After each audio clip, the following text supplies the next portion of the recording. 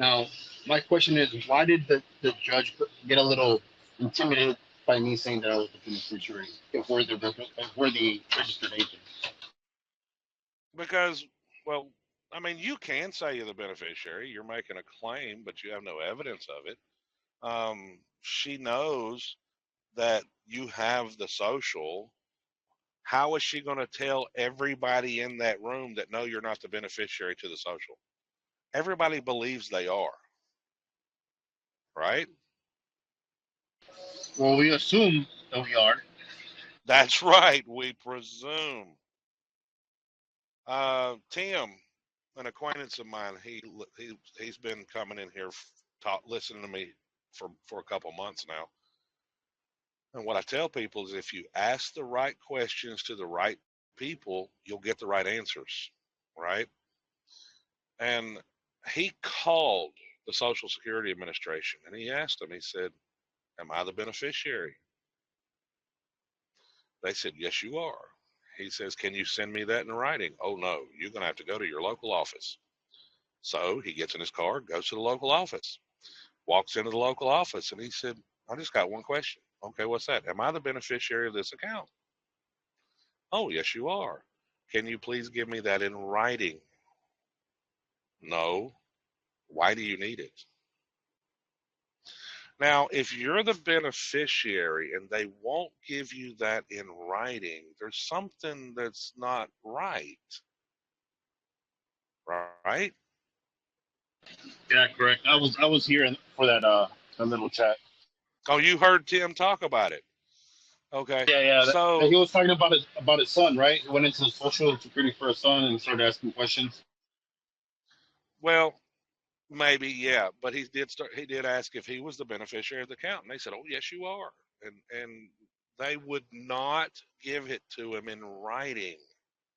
Because if you get it in writing, now when you say I'm the beneficiary, guess what? You got evidence. And that changes the entire nature of the game, because now, what is the Social Security trust account? It's a statutory trust because it's created by Congress. Now the rules of statutory trust law apply, statutory construction, all of that stuff.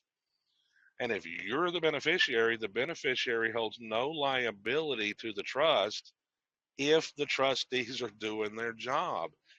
If you be held liable, then the trustees failed in their fiduciary duty. Now you can sue the trustees.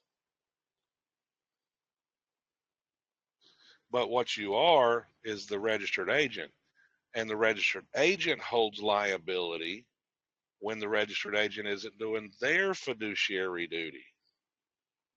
And what is the registered agent's fiduciary duty? To forward all notices, all processes, and all demands to the principal.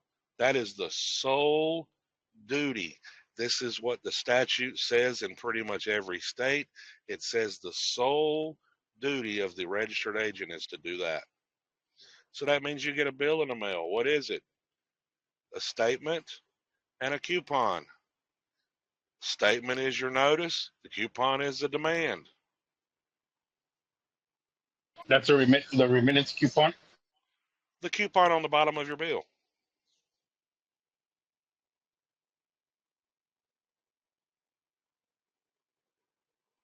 You know, you got a bill in the mail for your cell phone company. At the bottom, there's got the name, got the account number, the amount owed, all that stuff, right? That's a coupon. Look up a coupon in Black's Law Dictionary. It's a demand. If it's their trust, it's their obligation.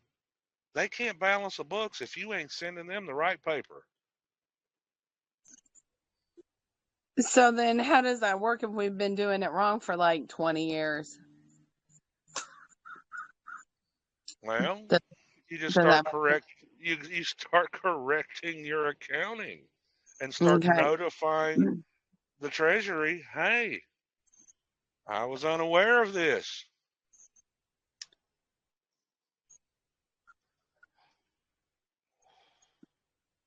Yeah, because you don't want to assume that liability and then all of a sudden send a coupon in, and they're like, well, why haven't you been doing this for 20 years?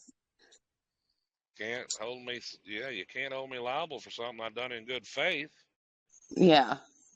You had a good faith belief this is how you do it, because they don't have an obligation to tell you any different. I mean, the courts have said, like, the IRS doesn't have an obligation to tell you what the tax code said. Well, who does? You do. As long as you can operate in good faith. That's why they want you to get an attorney, because your understanding of the law goes out the window. It's the attorney's understanding that comes into play, and the attorney will hang you out to dry every time. Pastor, the CPAs don't know this information either, do they? Some do, some don't.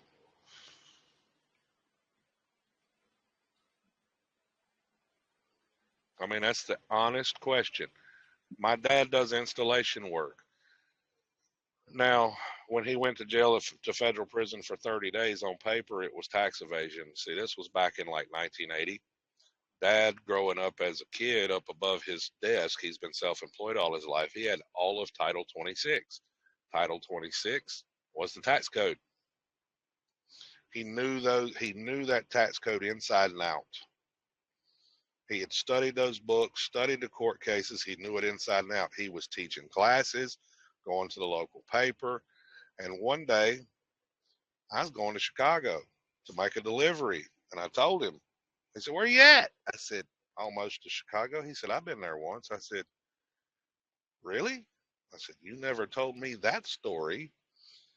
He said, you remember when I got in trouble and I went to jail for that little period? I said, not really, because I was rather young. And he said, yeah, I got asked to come to do on a national radio show to do an interview. And he said, sure, I'll be there when you want me there. So he went on national radio and did that. And the federal government, basically, their thought process was, we don't care how you stop him, you got to stop him. So the IRS came after Dad. So he went to court, argued his case. Judge said, you're right on everything you said. But the judge looked at my dad and said, but you made one mistake. And Dad said, what was that? He said, if you'd have stayed in your little town teaching your classes, going to your local paper, and all that stuff, we'd have left you alone. He said, but the minute you went public, we had to stop you. See, there are certain things that we'll never touch. Now go back to your question. Ask that question again, Leva.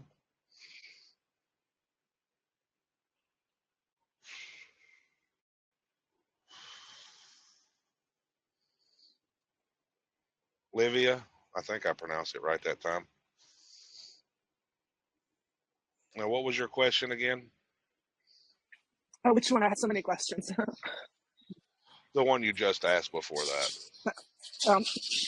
Yeah, it's Lydia. Yeah, Lydia. Which question? I'm sorry. Is that, the Well, one that's on what citizenship? No, the question you asked before I told that Oh, story. I saw the CPA. That's right, the CPA. What are the CPA? Yeah. Yeah, the CPA. So, yeah, so I give Okay, you hold on, I that have to remember. story. I no, that's what you asked was the CPA, and I told you it depends.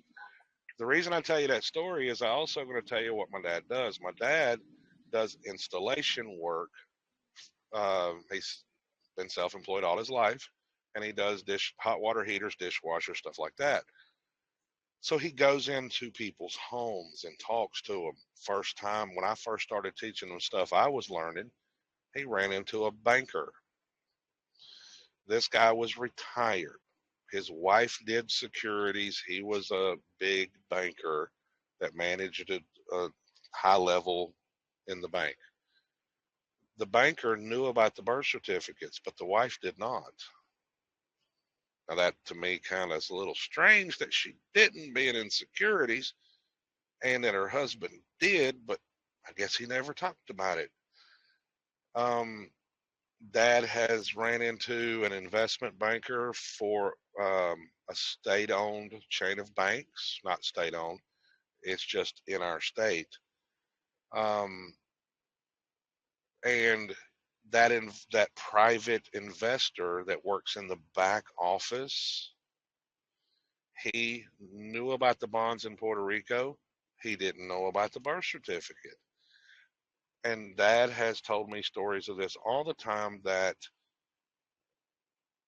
he meets people, some know, some don't, some know in part, some don't know anything. So the CPA, it really depends.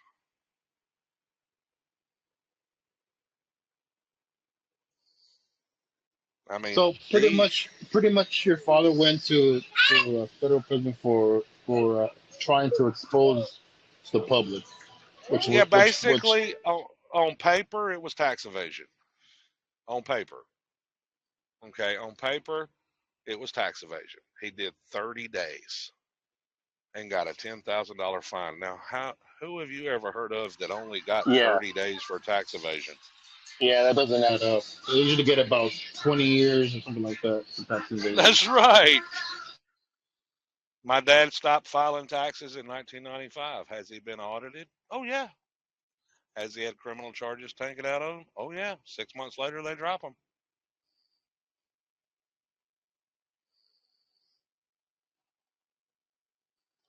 When they told him we're taking out criminal charges, he quits talking to them. He pleads the fifth. And when he pleads the fifth, they can't do nothing. Which he won't talk to them anyway. And all they can do is go door to door and ask people questions. Do you know him? How does he make his money? This, that, and the other. Dad finds it Gotcha. fun. He loves it. They say, we're going to audit you. He says, okay, what year? And he's got a freaking banker box of receipts and says, here you go. Well, 1 year you made this much. This year you lost money. It always balances out. And I told my dad, I said, Dad, now look, I know they're not stupid. You've got a house that's paid for. Your vehicle's paid for. How you doing it? He said, easy. You're allowed to take out cash withdrawals and you don't have to say what it's for. So I said, knowing the rules to the game is important. The rules will tell you how to do everything. We call them the laws. Now, Hannah, you said earlier, I don't want to buy a dictionary. Well, you got to learn the language. Much as you don't like it, you got to learn the language. Yeah, I say that, but I do have the dictionary on my phone. No, It's I not the can. sa- that it's ain't. not the same though, Hannah. It's not the It's same. It's not. not the It's same. not. It's not the Get same as the Black's Law dictionary. get your hands on every dictionary you can get your hands on. Okay. Go to the reason. Hannah, are you a Christian? Yes.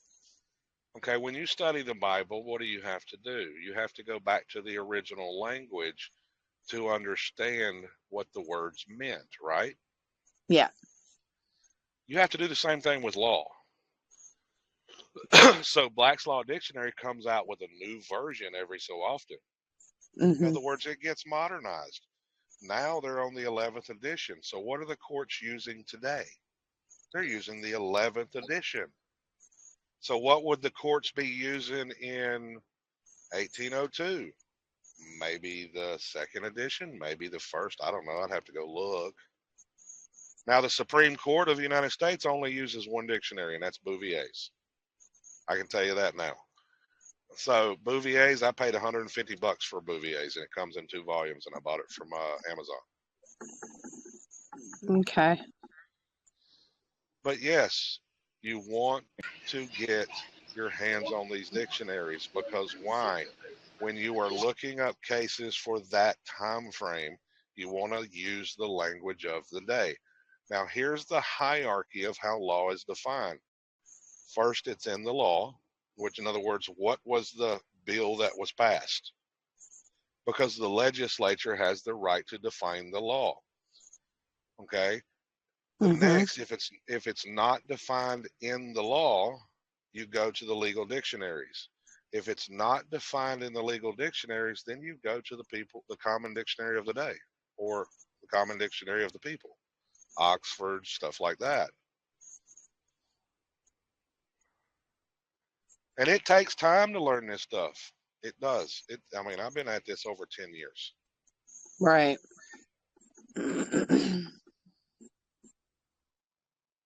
So, do you suggest the 6th edition of Black's Law or the 11th? I Or does it suggest depend get your on the hands. case? I suggest you get your hands on every one of them you can get. But if that's all you got, that's all you got. The judge has to take your understanding into consideration. I got the Okay. 6th edition because it has the Constitution in the back, and it's pretty cheap too. I got it for like $30. Yeah. I mean, we made the discovery about 2 years ago out of Indiana. Indiana actually has it in their books that if you are using an old edition of the law, say you have law books from 1986, well, you know they've updated the laws since then, right? Yeah. But that's what you've got. That's what you use. In Indiana, they actually say it, that they will treat that as if it is the new recent. Because the reason why is they have to take your understanding into consideration of what the law is. Why? The Bible says what? The law is written on the heart of man. They presume you know right from wrong. They should presume that because the law is written on your heart. Right. Indiana does some pretty cool stuff once in a while. Well, and that's where I learned about authentication. Authentication of the birth certificate doesn't do anything magical. You're just asking the court to accept it as if it's true and correct, and it's the record. Mm-hmm. Even though it's not, it's double hearsay. Right.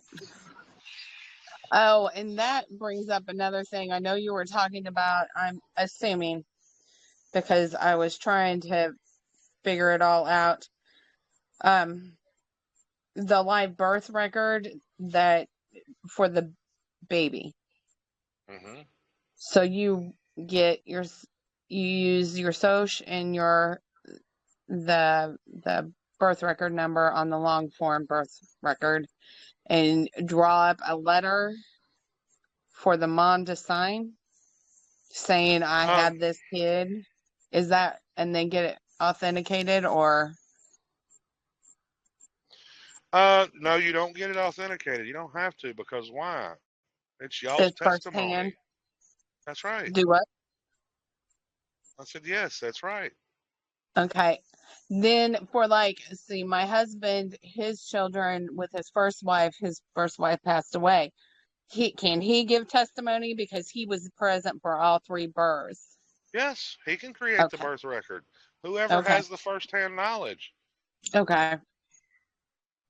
Now, All I right. actually was talking last night about it, and I said, honestly, no offense, ladies, Eve took of the fruit in disobedience, technically.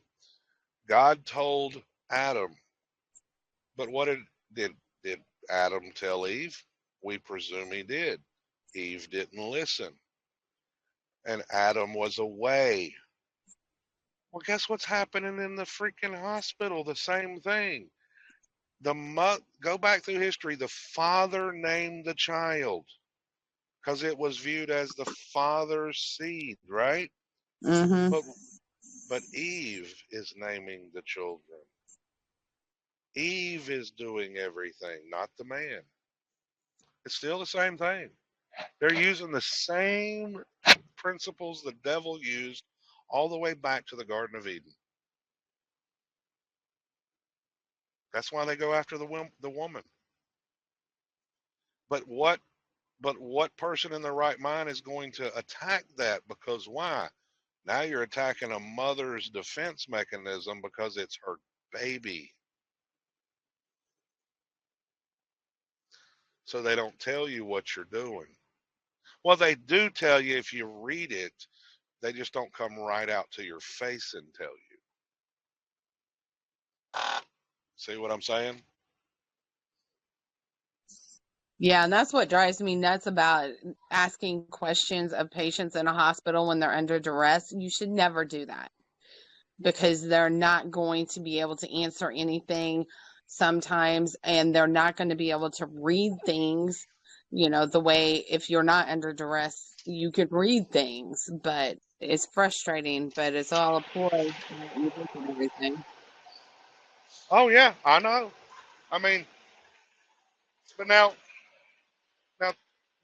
now since you watched that video, I'm assuming you saw where I show the CDC document, and that clearly states the infant, aka the placenta, and the baby are both products of conception,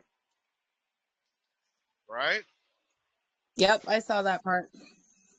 So if they are both products of conception and the infant is abandoned, aka the placenta, and the mother signs documents that she took the baby home, who didn't get recorded? The baby. So you're a bunch of unnamed people running around thinking you're the infant, and you're not even administering the estate properly. So what do you do to fix it? You So, record your baby. so Mhm. question. So question. What about if you take the placenta? Because from what I know, you're able to take the placenta. Doesn't matter if you take it, you've already signed a contract before the baby was born, giving assignment to the hospital over the property. That's the reason why in the lost infant codes, it plainly says the custodian names the child. Why is the mother and father the custodians? Because they signed a contract before the baby was born saying, here, take our property. Now, you try to walk out of that hospital without filling out that birth record, they will kidnap your kids.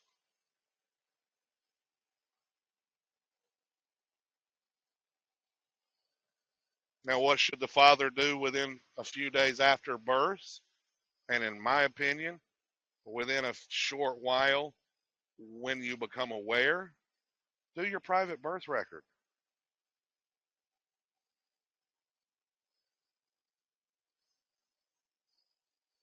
Because why? You render unto Caesar that which is Caesar's, and unto God that which is God's. The private birth record is God's. Because why? Your baby was a gift from God. But you've not recorded that gift and not accepted the dominion God gave you.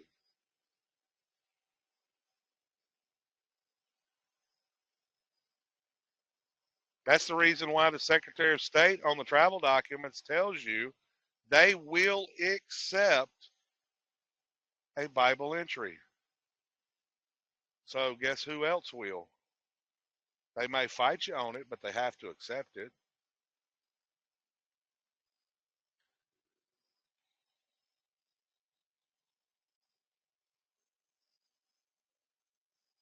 And they This tell is you in Vital Records how to fill everything out. Just change the language to common people speak or King James 11 speak. In other words, John Henry Doe father begat. They respect the Bible, trust me. Even though they don't act like they do, they do. Now, what was you going to say, ma'am?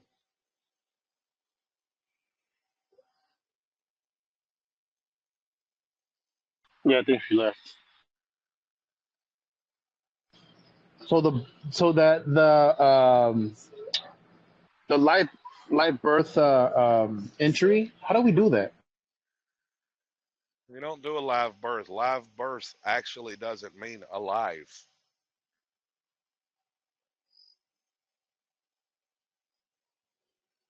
You have live, comma, birth, comma, and live birth. Live birth means death. you're presumed dead.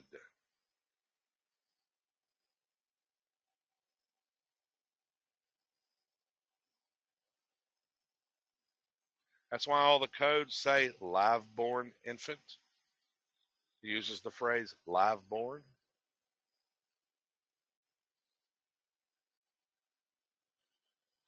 But how do you do it? Well, they tell you how to do it. Read their codes. Other than that, I'm doing a class Tuesday.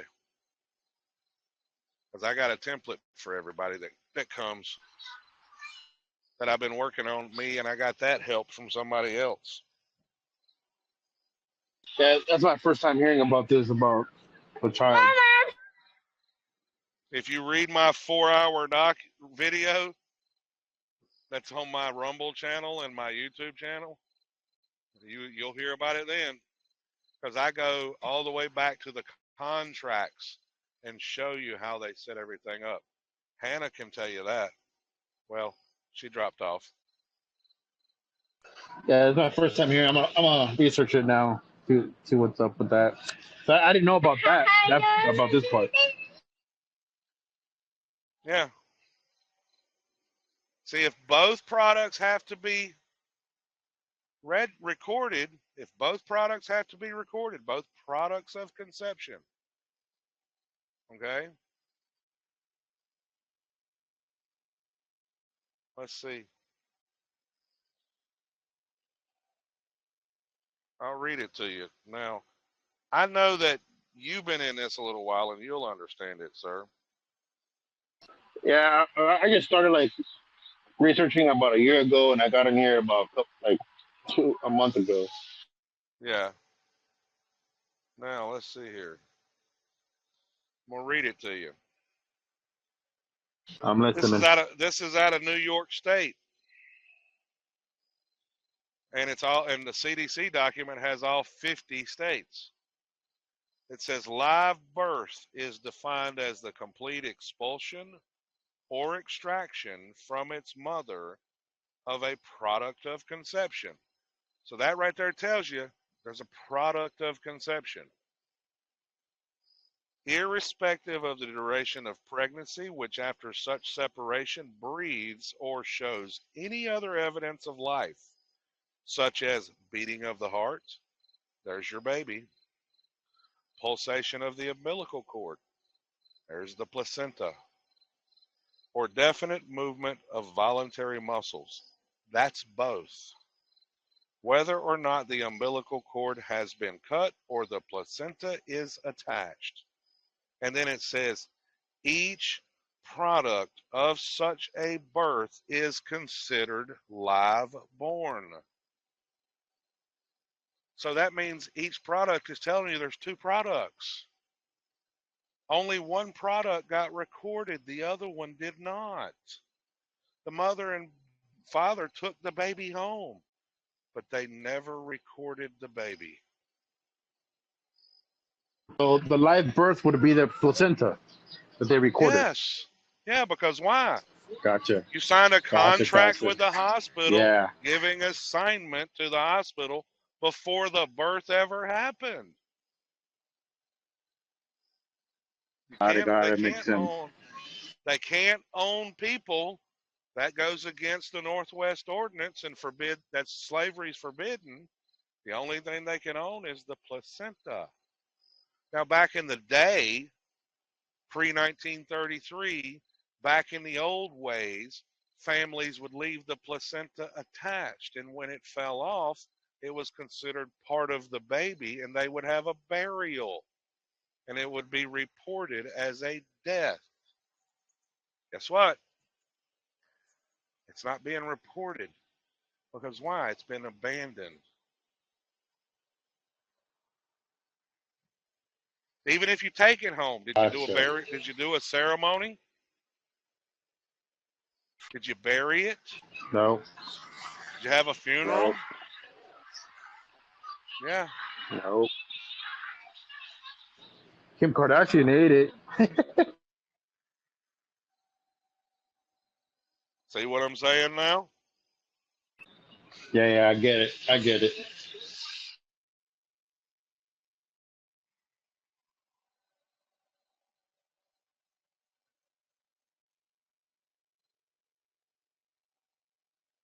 So So everybody we would thinks. we would Go ahead. now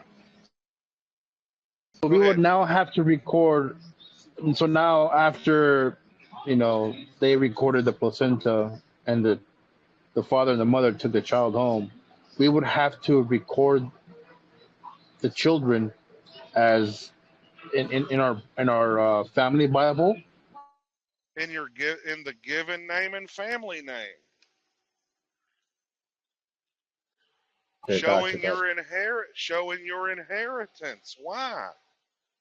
Right now, look at the birth certificate. Now, all of you make a presumption here. Presume you've never seen a birth certificate, you don't know anything about it, and then you look at a birth certificate, and what does it have? It has the mother's maiden name, and it The has informant. no, we ain't worried about that. We're looking at the names, okay? Okay. You go under the laws, under the old laws. Move. I want you to think about it. Think about it heavy. The old ways are still in place, okay? So you looking at this document and you see the mother's maiden name, okay? And you see the father. Okay. What would be the logical presumption? It's an illegitimate child. It's a bastard.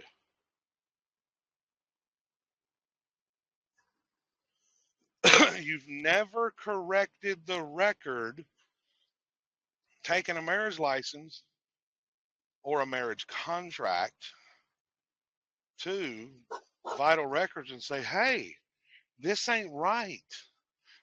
My parents were married. Fix the name. And they have to.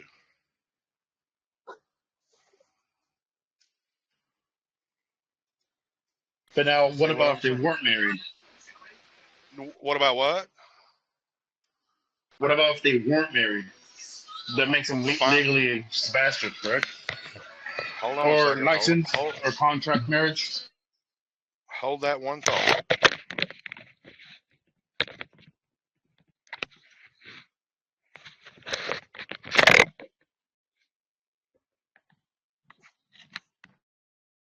I had to switch headsets.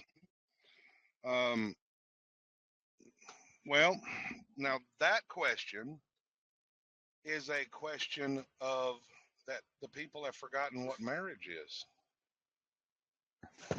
Okay. Yeah. Marriage is Now, just a contractual agreement between two people in the state. well, marriage license is that, yes. But holy matrimony is something different. Now, in law, the words don't change. Okay. I want you to I want you to understand that. And I'm going to read this.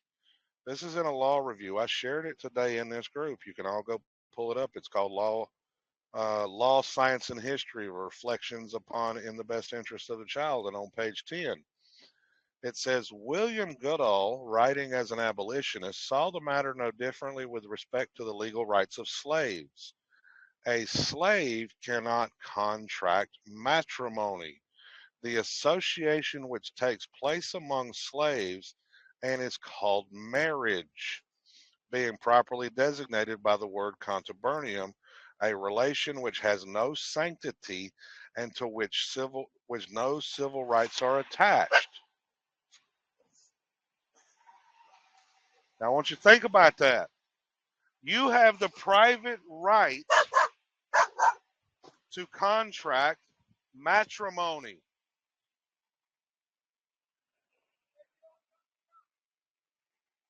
Do what, sir? Mm-hmm. Why?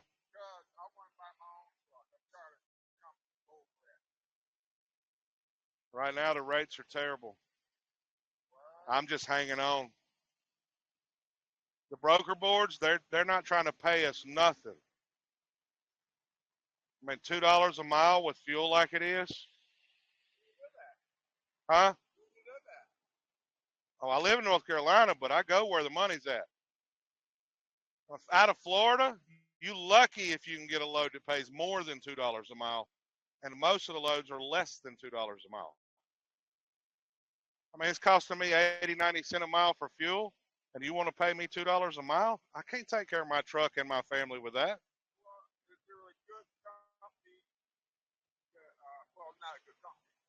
No, you got to find good brokers. Most of the brokers are dipping in your pocket.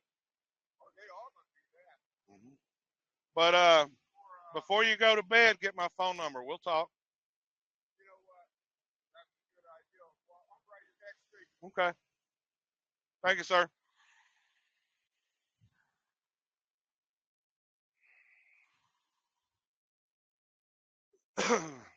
Fellow driver thinking about getting his own truck. But it's the way they set this system up. I got to give them credit. They're freaking smart. And they know the people are sheep. They know the masses don't care. I mean, look, I tell people all the time the resources to go read. The majority of the people will not go read. And guess what? They'll never be free.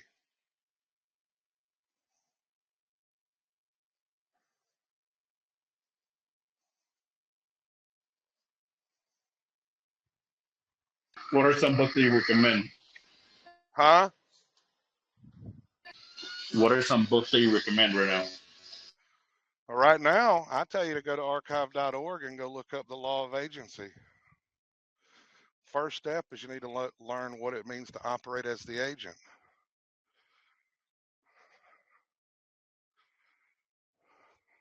And then look up treaties on trust after you've learned and got familiar with agent, where you feel comfortable.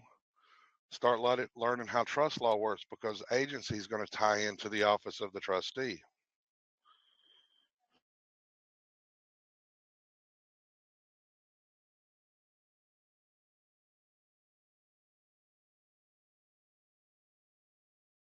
So we just type that in the search bar.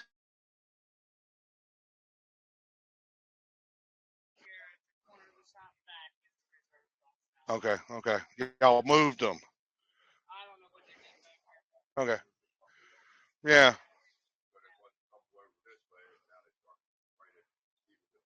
Yeah, because it don't say reserved where I'm at, and I just want to make sure. Now, what was that question, sir? We just type that on the search bar, agency. Yeah, because why? Vital records. This is an implied agency. Okay. An implied agency is an agency that is it's an agency that is real, but it's based on deduction and inferences of the facts of the case. Okay, you see what I'm saying? Now, look at the facts. You got personal checks. Go look at the signature line. The signature line says on the line. If you zoom in on the signature line, it says authorized representative. What's a synonym of that? Registered agent. Back of the Social Security card. Gotcha. Back of the Social Security card says this card is owned by the Social Security Administration and must be returned if we ask for it. Well, do you think it's the piece of paper, or do you think it's the name and the number? It's the name and the number. You call Vital Records, which I did that. They said they own the record. That means it's their property. If it's their property, how do you relate to their property? You're just the agent. You're just the authorized user. That's right. And temporary user. Yeah, and you have a certain fiduciary duty. The problem is we're not doing our duty. So we have a fiduciary duty as an agent to control that government No, not name. control it. Okay. I'm sorry. Administer it. Administer it. Yeah. In other words, you go out and you create public debt to get the currency to flow, right? Right. At the end of the year, if you do your tax paperwork right, you're reporting to the Treasury how much credit of the trust is being used. But we're not doing our reporting right. That way, at the end of the year, the accounting gets done and the Treasury can balance the books.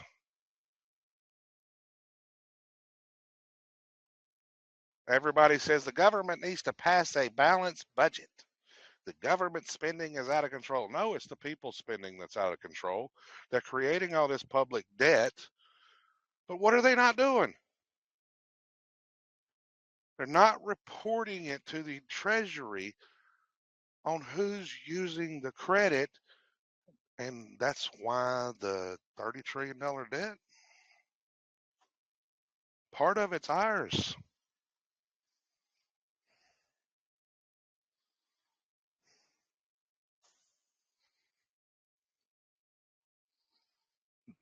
Yeah, I was having this discussion with I think his name is Yoda. Yeah. I can't remember his name, or it was with Yoda and Edwin Efren. I can't remember. We were discussing about the public debt, that what would happen if we were to go down to zero. Would that increase the dollar? Would it decrease No, it? it would increase the value. Because why? Think about it. They create the currency in exchange for government obligations. Those dollars can't disappear if the books are not getting balanced, because the accounting has to zero out. See what I'm saying? So since the accounting is not getting zeroed out, what's happening? We got $30 trillion worth Building of debt. debt floating around.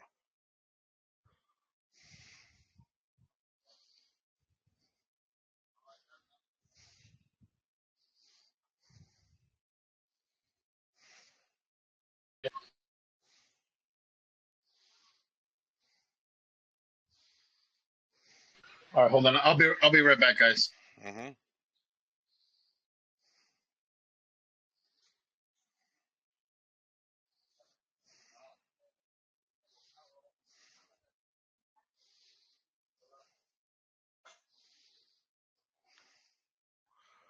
Next.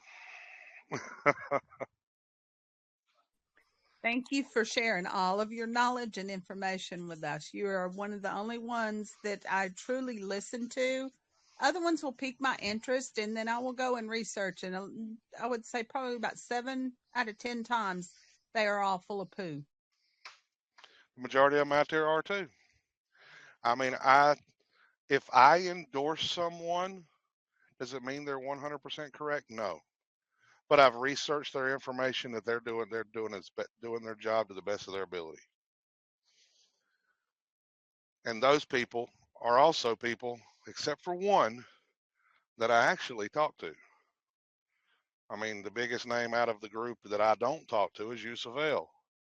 But I spent 3+ years going behind him on everything he said and looking it up. Now, today, there are certain things I think he's wrong about in the secured party process, but his knowledge of law is great.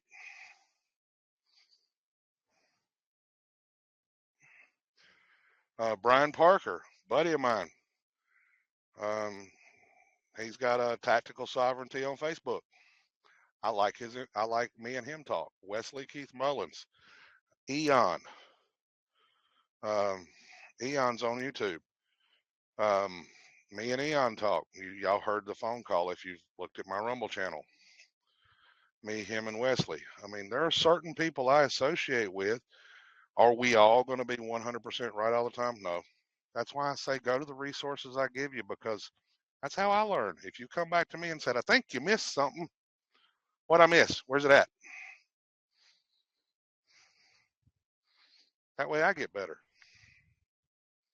Well, I've been on this journey since about 2020, and the past 5 months, I've had a ruptured Achilles tendon, so I've had a lot of time to read these past 5 months. And believe me, I have literally read just about the whole entire USC code and UCC codes, and hmm I'm still working my way through the IRS codes.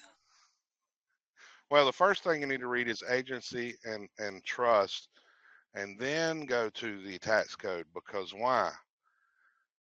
Trust law and tax law are somewhat intertwined, okay? But if you're wanting to put you a vehicle in the public or a utility to operate in the public for you, that's why you need to know how to run a trust. What does the elite do? They do nothing without a trust. Now, they might have an S corp that is running the trust. I mean, that the trust is managing.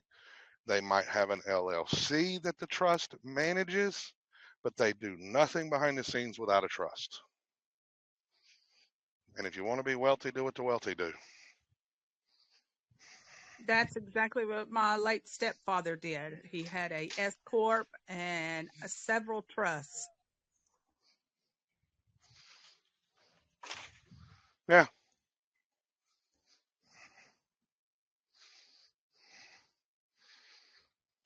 And rumors are, and I say rumors because I don't have firsthand knowledge of this yet, do I believe it's potential to get the payout on the strawman trust? Yeah, I think it's possible. The rumors are they're not going to give it to you till you've become proficient at being able to operate in commerce. Me, I kind of have a little different view when it comes to that thing. I think if you get to that point with the NDAs in place like that they will make you sign, I look at it that you're making a deal with the devil. So I could care less about getting it. Plus, I can't take it with me, no way.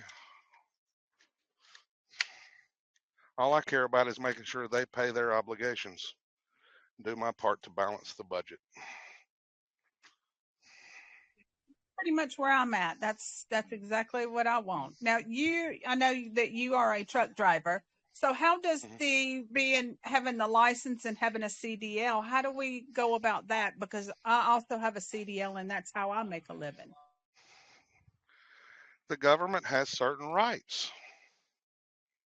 Article 1, Section 8, Clause 3, they have the right to regulate commerce. I'm going to respect their rights.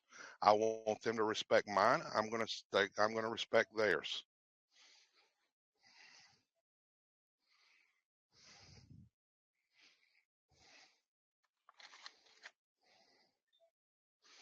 I mean, would you really want a bunch of unregulated truck drivers running up and down the road? No, not at all. There's this misconception in the legal community that we run in. There's people that out there says I should never have to do business with the government. That none of that stuff applies to me. Blah blah blah. Then you don't respect their rights. They have certain rights.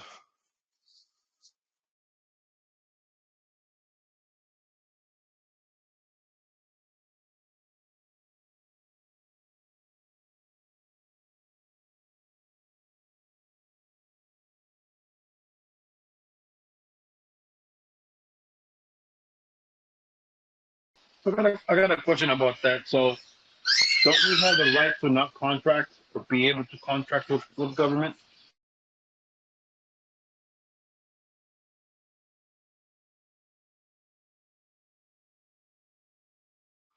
Erg, I got kicked out. Now can y'all hear me? Yes, Too, sir, man. we can. Yeah. Okay, so do you have to have a license to have certain businesses? No, you don't. But if you're going to start a restaurant, the government has the right to regulate that restaurant because of public health doctrine. Would you want that restaurant making food unregulated and getting dirty and potentially making people sick? No. Respect the government's rights. That's what I say. But I was going to ask you a question with that. Don't we have the right to not contract with government agencies? Or, Yes, Article 1, Section 10, the contract clause. The government can pass no law that interferes with the right to contract or the obligation of a contract. What's implied by that is also the right to not contract.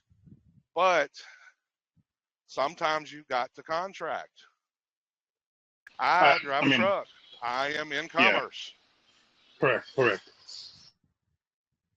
So you should know what law you are operating in at the time you are operating. Now, I've had 2 tickets in the last 8 years driving a truck. Guess what? Beat them both.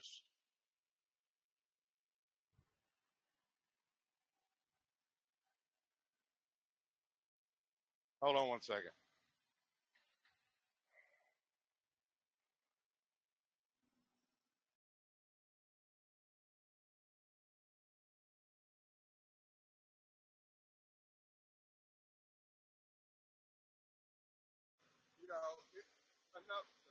Oh, I understand. I was with a company for 8 years, and I got tired of their lease program and went and got me a truck, and that's when I stepped out on this. So you have a good night, man. So now I'm back. So, question: when you signed those tickets, how did you sign the instrument? I didn't file anything. The ticket, No. How did you sign the ticket? Yeah. I never had to sign them. See, the one thing in the trucking industry is that they give you the ticket. They don't ask you to sign them.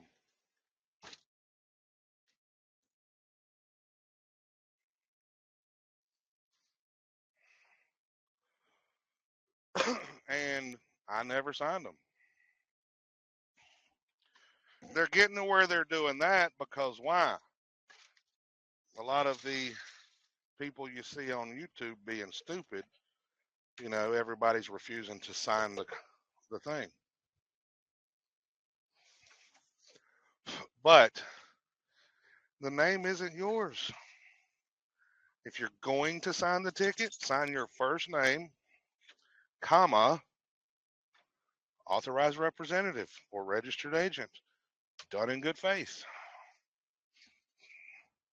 Because it's a trust.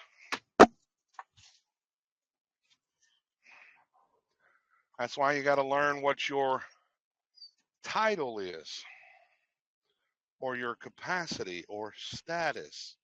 It's all about, this whole system is all about in what capacity are you operating and can you defend it logically according to the law?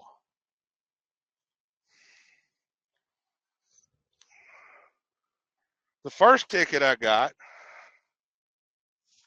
I didn't make no fancy arguments. I went into, traffic court, and I had a 3-inch stack of papers, and I'm going to argue contract law.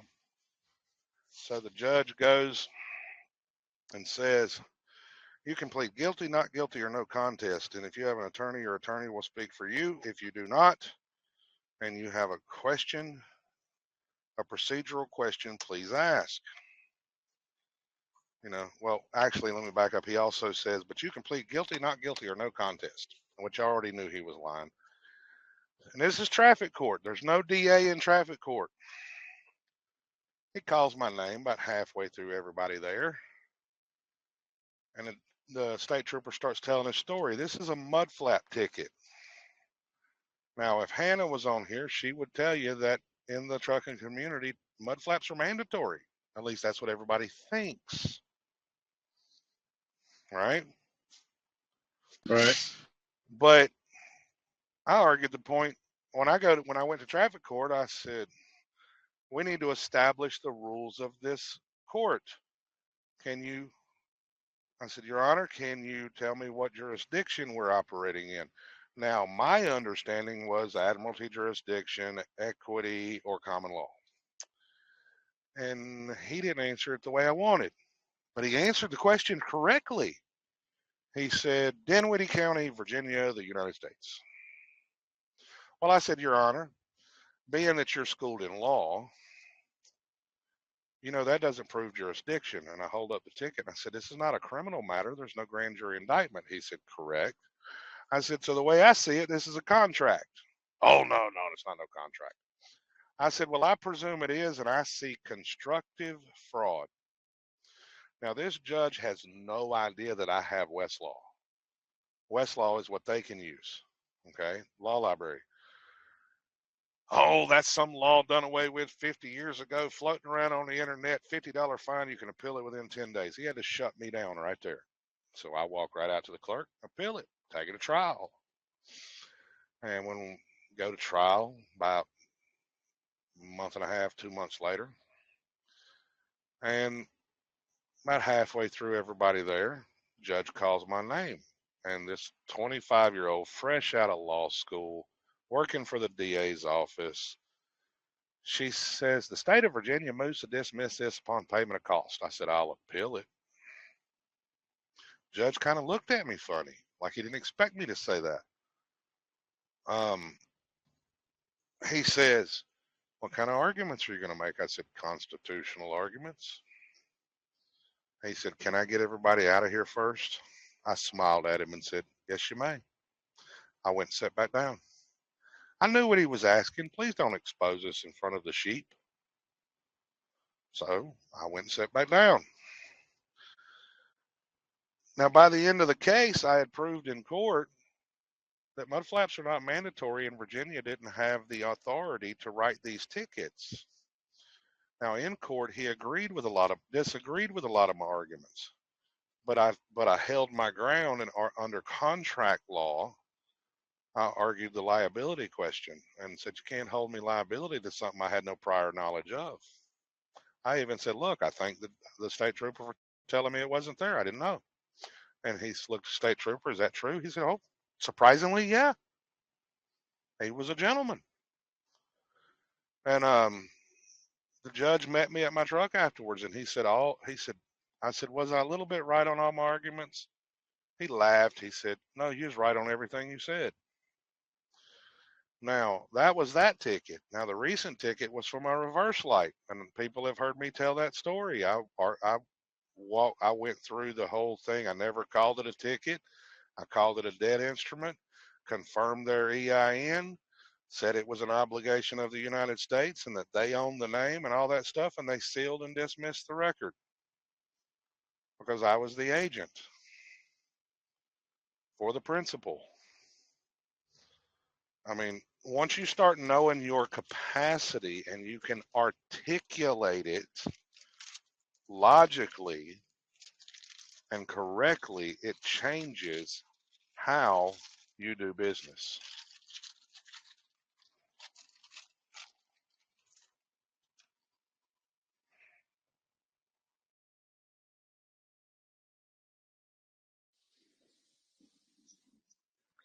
May I ask a question?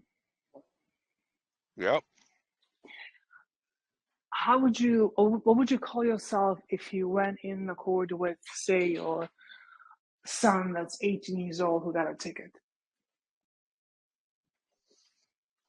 and Try wanted that to again. help him?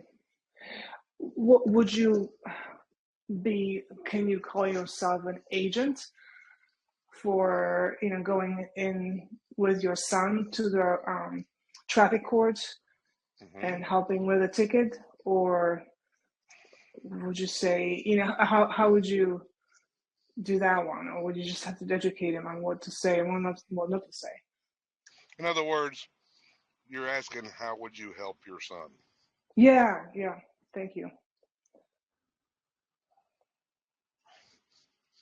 Come in there and represent your son. He's your offspring. He's a minor. If the judge says he's 18, he's my son. I know if he's a minor or not. You know what I'm saying? Yeah, But, okay, I like it. I know but his what you level of competency. He's my offspring. but would you be considered a side counsel or side by side friend or Yeah, next friend or third party intervener, but I wouldn't even use third party intervener. He can be you. You can use next friend because why? You're his mom.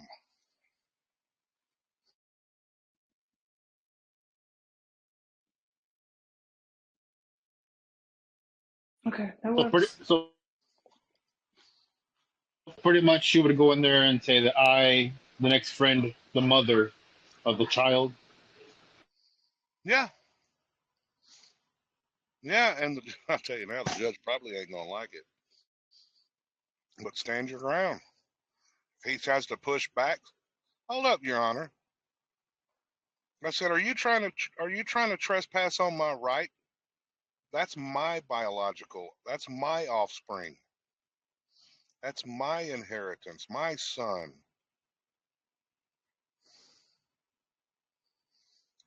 What's he going to say?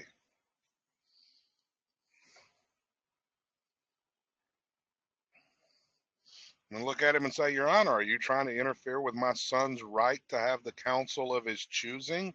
I am his mother. No one knows him better than me.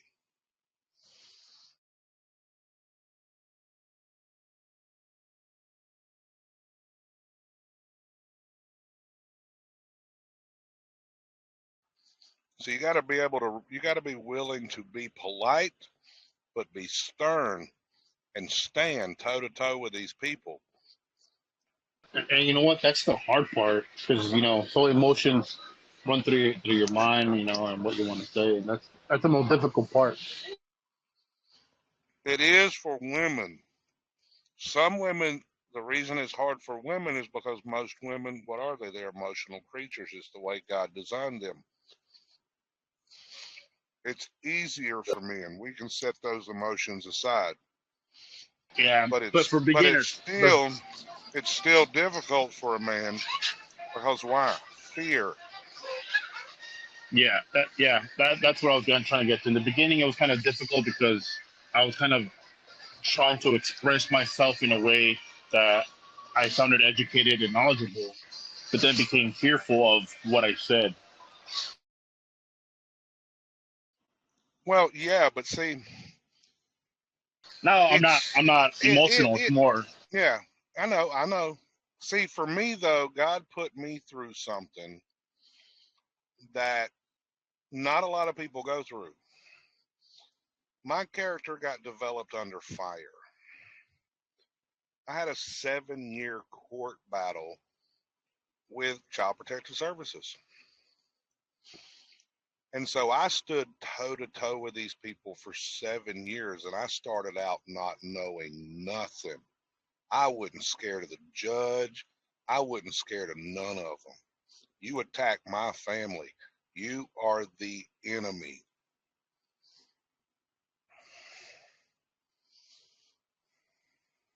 So I had to battle that battle for 7 years. That's why I don't fear them no more. I've experienced their wrath and their power. What can they do to me? Not much.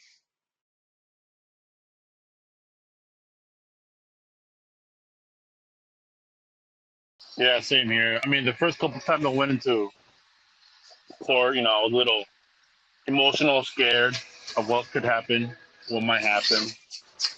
But after the third or fourth time, I was relentless. I already knew kind of what to say and kind of what Yeah. not to say.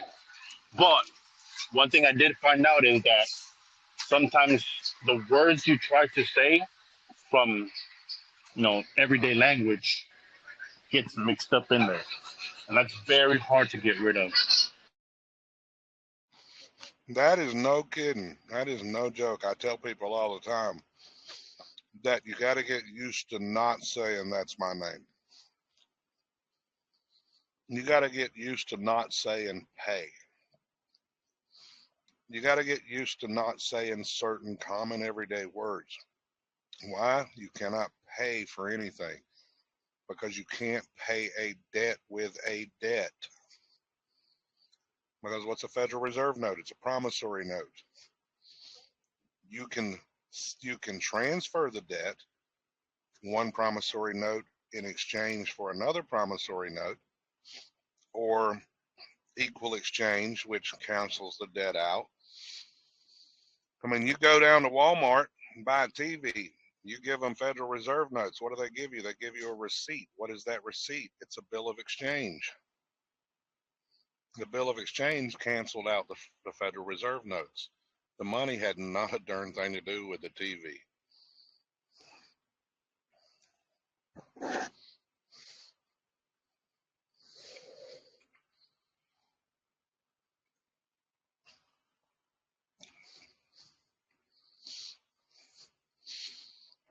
I know, Kat. I know you want my food. You both are Hey, beggars. hey, What? Patrick, have you seen my video on TikTok about how I signed a ticket? No, I have not. So I got pulled over a couple months ago, and I've been trying little different tactics to see how tickets, how they come about or whatever. So my first ticket, I signed it with my name, my last name, and the UCC 1-208. So that one, I went to LA. I went to my arraignment, whatever. I got it dismissed.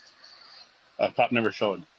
So on this second one, I signed it via Coactus, and the officer never entered the ticket into the system. The clerk of the court said that I had 1 year, that the cop had 1 year to enter that ticket into to file it. So what do you think that's happening? What did you sign it as? The collective? No, VI Coactus.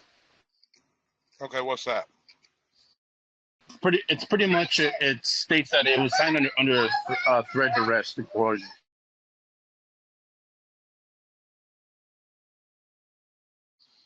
Well, and that's what you got to do.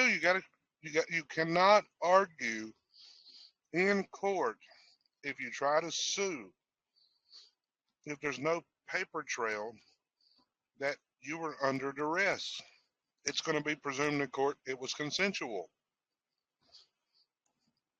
So I like that. I tried it just to see what would the outcome be, and this is where I'm at right now.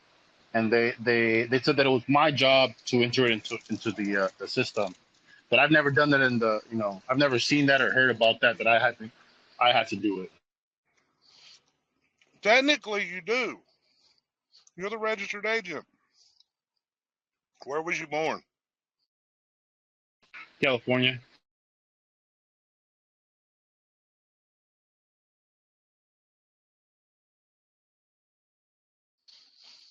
Go. I was born in California. Okay, the birth certificate's in California. Take a copy of the ticket. Go find your registered agent code where it says what your sole duty is. Okay. And find the corporate code where it talks about indemnification, where the corporate officers, agents, whatever, hold no liability. Write your letter based on those codes.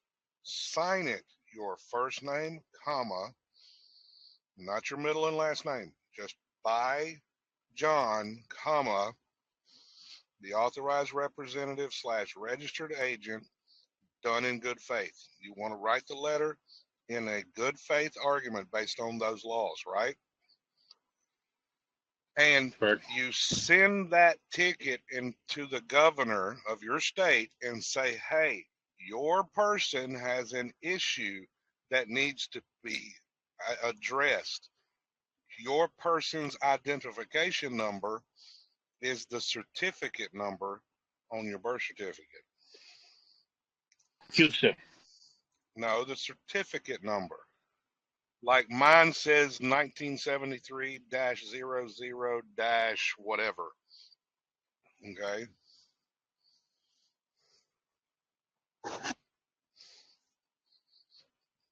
It's not a CUSIP. It's more than 9 digits. Oh, got it. I saw it right now. Yeah, it's your certificate number. And say, hey, Here it says your local person, local registration district and something. I can't even read it. But yeah, I know well, it's like a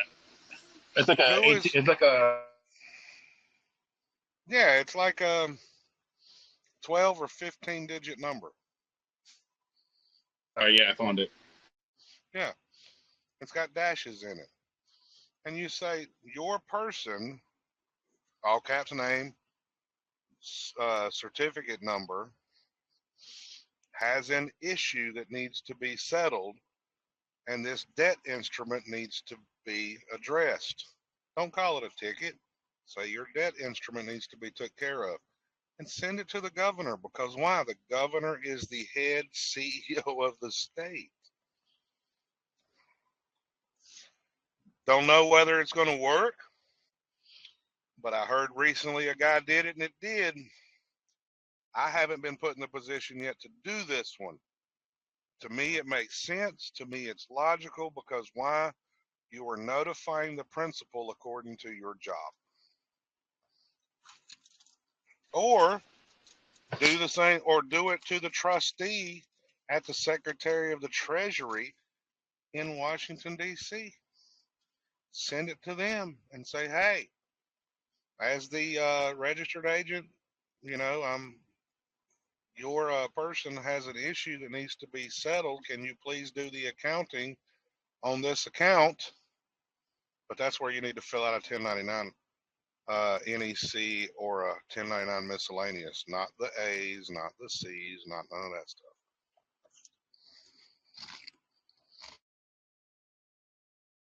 For that, okay, so that would be for the ticket, correct? For the instrument. Yeah, the ticket. Just don't ever call it a ticket. It's a debt instrument, because that's what it is. A debt instrument. Okay. I'm wondering if that works for child support as well. That's why I'm on in here for. Do you have this child support agency after you? Oh no, they're not after me. Well, they suspended already my license. Well, the license, and yeah. Well, so your child support is not necessarily voluntary, because they suspended your license, which means there is an agency doing all the crap.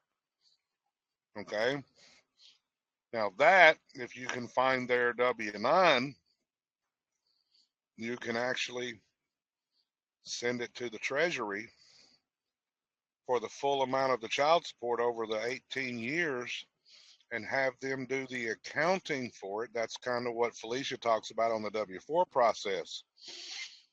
And have them do the accounting. The sandwich process? The W-4 sandwich process? Yeah. What she's doing now is trying the 1099 NEC, because I told her, why are we doing the W-4? I mean, when one corporation does business with another corporation, what do they send them? They send them a 1099. You're letting the government know, I gave this corporation this many credits. Why are we not doing the same thing? I think that she did that with her ex-husband or something like that. Yeah, she did that with her ex-husband on a court case he was getting deported on, and they canceled the case. But yeah, if you do that, they've already been paid. The child support's been paid. They got the money from the trust. And that's why it's our fiduciary duty to just go ahead and clear the debt instrument. Yeah, send it to the Treasury and say, hey, you need to audit this account.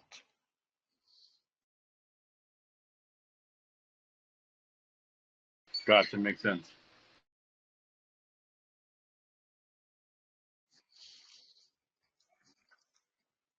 But as long as they got you believing you're the name and not the agent, you're accepting the liability and not the trust. Yeah, I think that's how they all get us at the beginning when we don't really know or educated about this whole thing. That's correct. That is exactly how they're getting everybody. Look, KW talked about it on his video where birth certificate and the law of agency. In 2013, he went to the probate court. He reads the order of the Kentucky court where they told him, yes, it's a state agency. Yes, you're the agent. In my mind, I heard this. Now, I forgot about it over the years, but I look back over it now and say, you know, I heard this. This guy told me his story. Did I believe it? Maybe not, because I didn't act on it. And then Brian Parker and KW resigned as registered agent. He regrets it now. Brian Parker resigned as registered agent. And I'm sitting there. They resigned. And look at the results they saw. Did they see them up front? No. They saw them. And then my buddy Popeye, I met him online in one of the groups I was in. Me and him got to talking law, became friends. And he did this argument that he was the agent in a marijuana case and beat the case.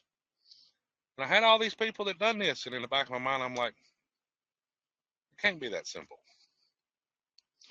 Until I got that ticket this year, and when I did it for myself, I said, some bitch.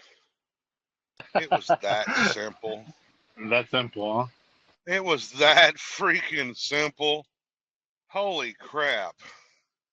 Some of us have blinders. I was guilty of that.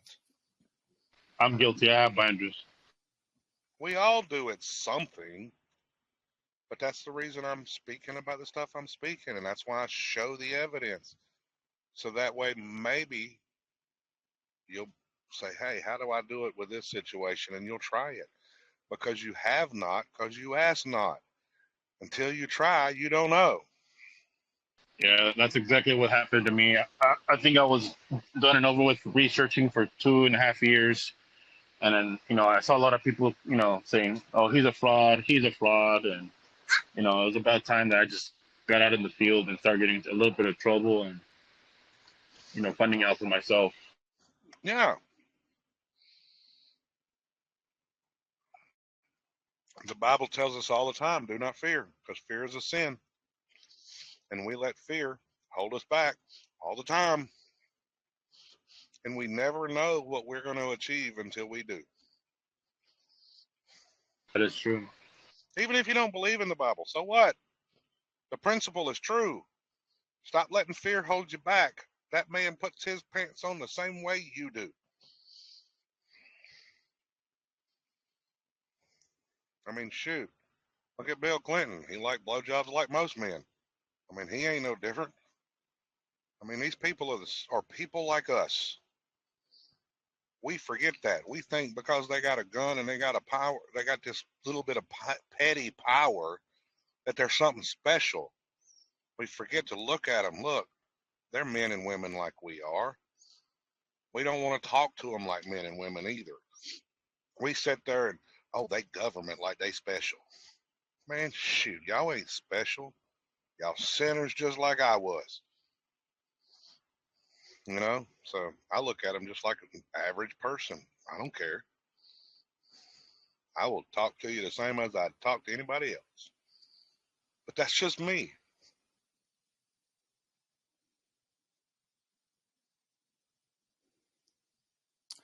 Pastor, can I ask a question? I listened to KW, and he said something about always going to court in a non-representative capacity, special appearance form that he suggests to fill out before you can enter the court. Is that something that exists in traffic court, or that's not really? That's really for just a regular court, should I say? I don't know. The Supreme Court has settled that issue. It does not matter in the courts if you go in under special appearance or general appearance. It's still an appearance. To them, it don't matter. Why? Why don't it matter? That name is their property. They have jurisdiction over that name. You have got to learn to administer that name properly so they can get the credits and pay their bills.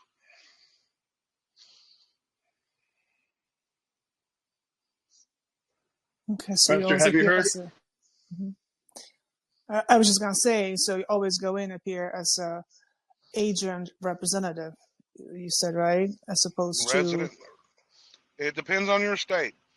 Some states North call it Carolina. well, it's a registered agent.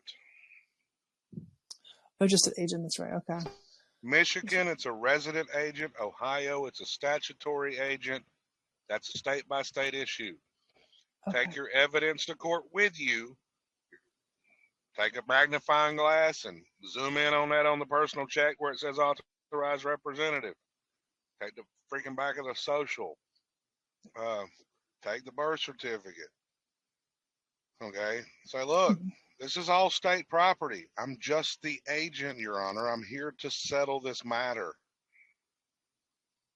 And I'm to notify the principal of, I need to send it to the principal. What you should do is if you get a ticket, you should send it immediately. Don't wait till the day of court, because if you wait till the day of court, technically you're already late. And the principal being Secretary of State in North Carolina, would that be the principal of a ticket? Of my No. I guess Trust. you said of my trust. Yeah, sorry. That would be Secretary of the State, the principal. No. Now, Livia, I'm going to get the Yeah. link because you're new. You have not seen it.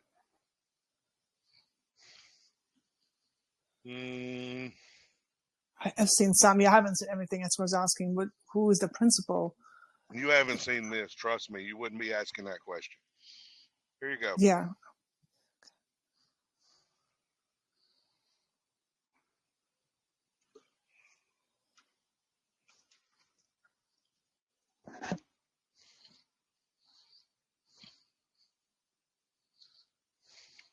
Okay, appreciate it. Thank you. Here, the trustees are the principal, or the governor of the state. The governor was the grantor. The trustees have legal title.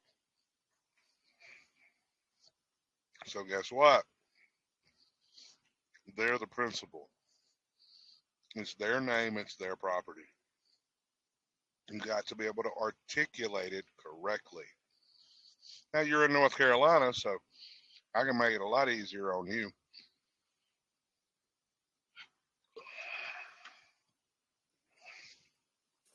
Let's see here.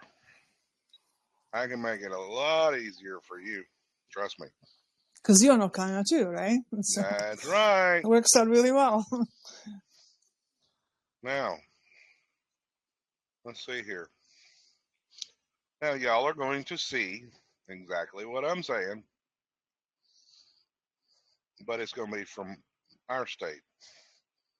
Oh gosh, I got to scroll down through all of freaking that. Holy crap! I forgot I downloaded all of those. I have a Westlaw folder in my email where I email myself stuff, and I realized, oh, that's the Trust Indenture Act. I emailed myself all of that. Trust Indenture Act of 1939. Now, where is it at?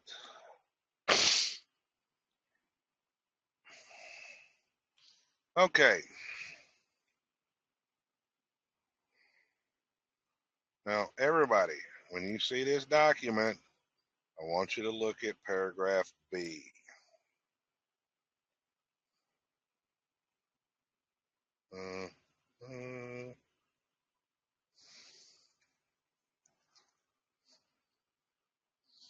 It says the sole duty of the registered agent to the entity is to forward to the entity at its last known address any notice, process, or demand that is served on the registered agent.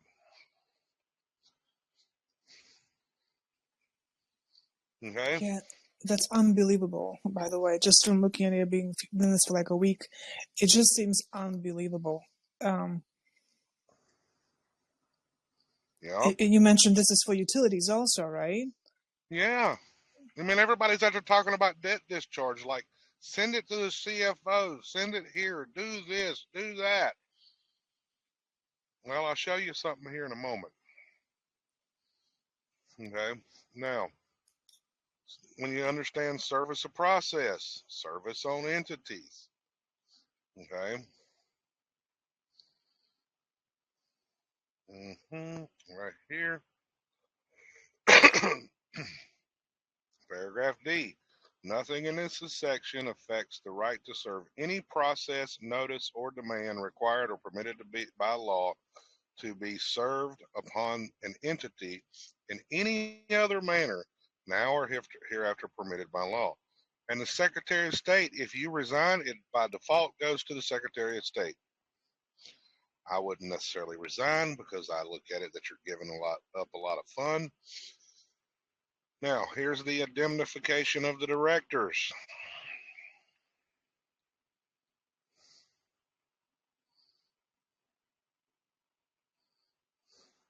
Every state's going to have this similar language, similar laws. You just got to find your state. And this one here is the signature of the representative. The representative don't hold liability, not for the principal. If a person acting or purporting to act as a representative signs an instrument by signing either the name of the represented person or the name of the signer, the represented person is bound by the signature to the same extent the represented person would be bound if the signature were on a simple contract. Who's the represented person? The trust. You're the authorized representative on your personal checks. You're signing in the capacity of the trust.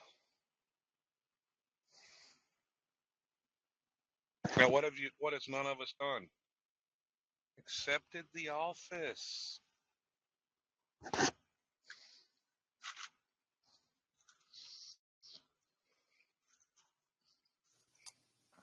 Pastor, if everybody did this, right, and was filing these correctly, wouldn't this break the Ponzi scheme of this whole securities exchange they're doing with bonds and everything? I mean, it seems like it would offset the numbers.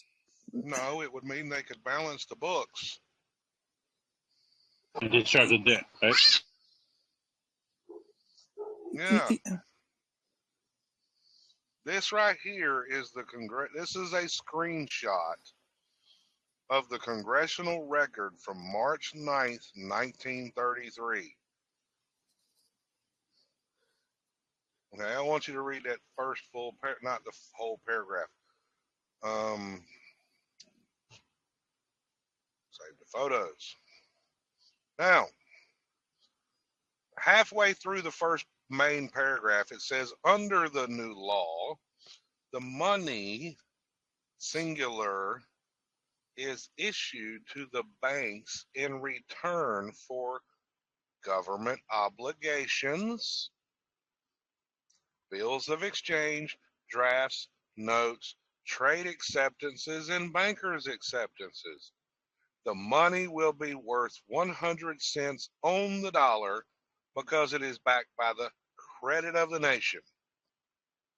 It will represent a mortgage on all the homes and other property of all the people of the nation. So what did they do? They issue this new money, which is called promissory notes and securities. It's new money. It's all it is. in exchange for government obligations, obligations of the United States. Okay? They can't balance the books because why? We're not letting them know who is using the freaking credit. Now, you, young lady, are in North Carolina. I want you to look at this.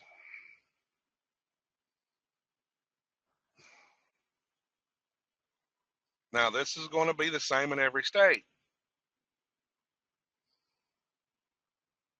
Boom.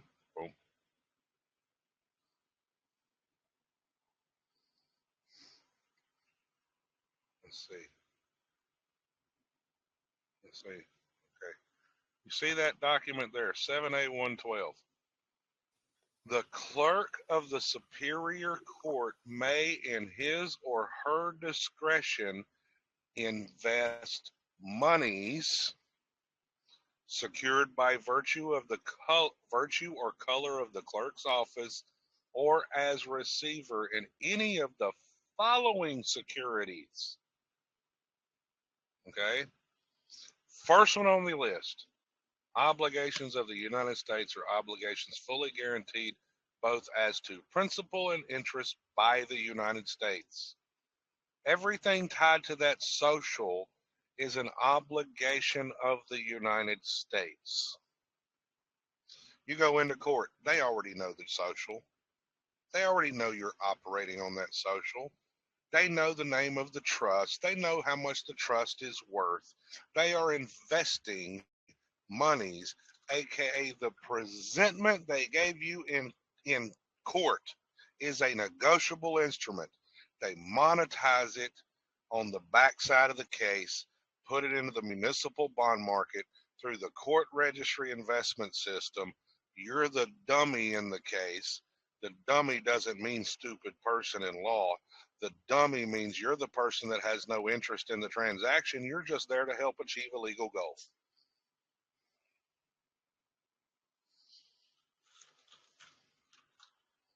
And that's how you stay in honor. Huh? That's how you stay in honor. Yeah, help them settle the freaking debt.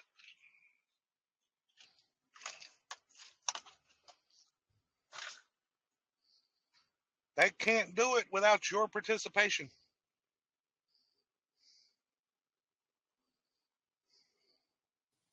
Then why don't they ask for it publicly?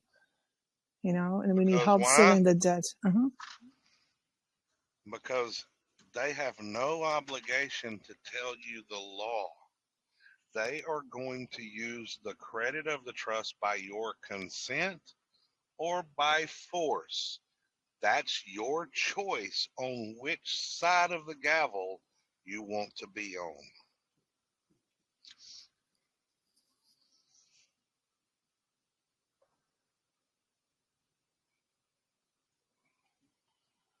Do you know why, when you read the Northwest Ordinance or the 13th Amendment, is only public policy?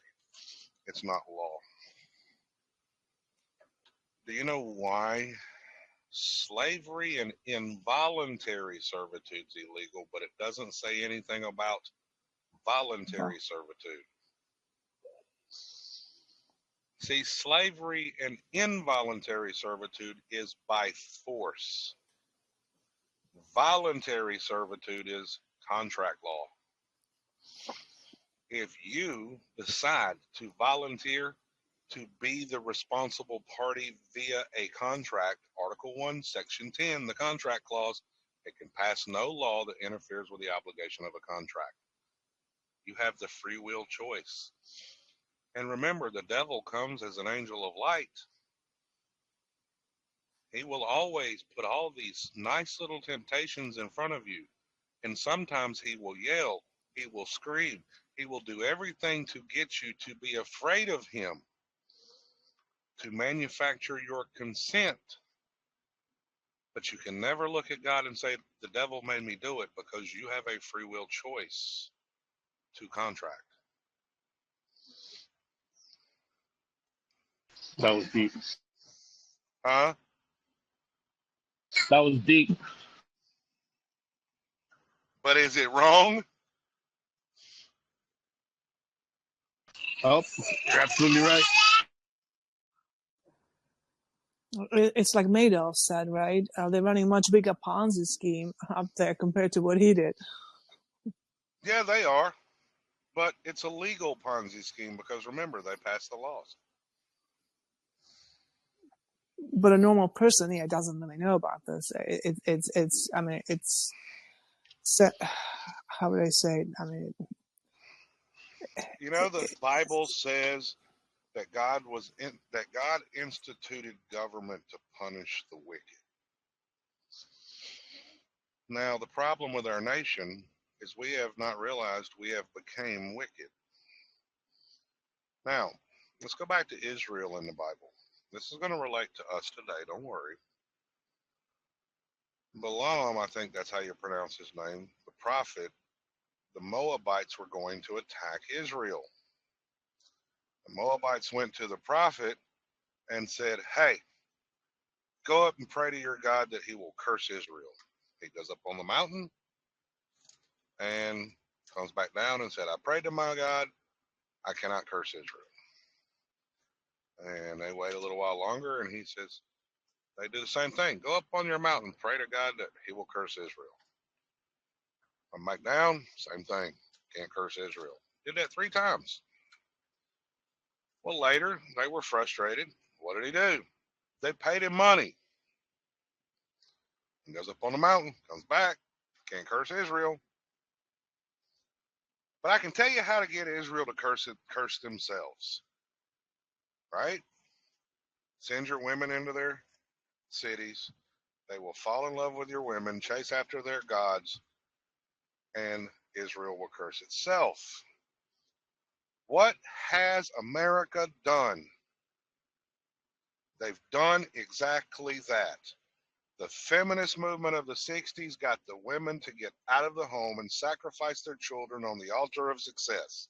Now we wonder what's wrong with our children. Not saying women shouldn't work. Go read Proverbs 31. That woman worked from home. She sold her wares in the community and respected her husband. So what did the government do? Let's give her welfare. Let's get the husband out of the house. Let's start treating the men like shit. And today women are like, why can't I find a man? Okay. We have cursed ourselves. We got busy. We decided to go out and make money. We can't afford this lifestyle we got, but we don't care. So guess what happened? The government said, good, we've got them so busy, they don't care about their rights no more. I mean, when I got out of school, I was 18. What did I care about? Chasing women and cheating on my first wife. I didn't care about my rights. What happened? I paid the price for it. We all have paid the price for the decisions we have made. And it's not the government. Most every law they pass is constitutional. We talk about how the Constitution is the supreme law of this land, the most important document we got, but we will not pick it up and read it. Even though they publish a 2,800-page book that will tell you how to understand it and if it applies to you. Bulk of it don't even apply to you. We, the people of the United States, is not us.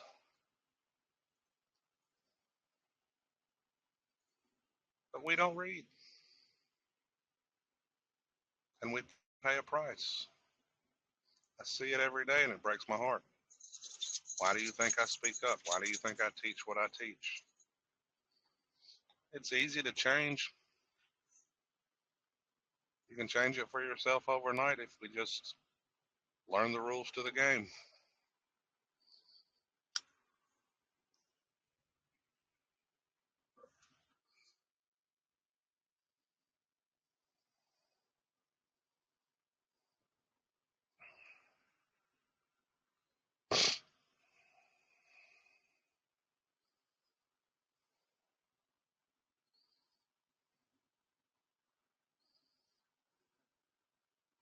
Sorry to go on a tangent like that, y'all.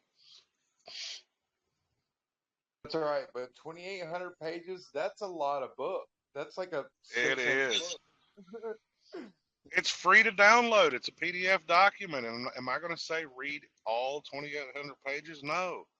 Go read the sections you think apply. The Bill of Rights apply if you're a state citizen. Go read what the rights the legislature, Article 1, has to do. Go read the section on Article 2 and Article 3, so that way you know what they can do, what their rights are, and how not to violate their rights and step into their jurisdiction. Those rules apply to them.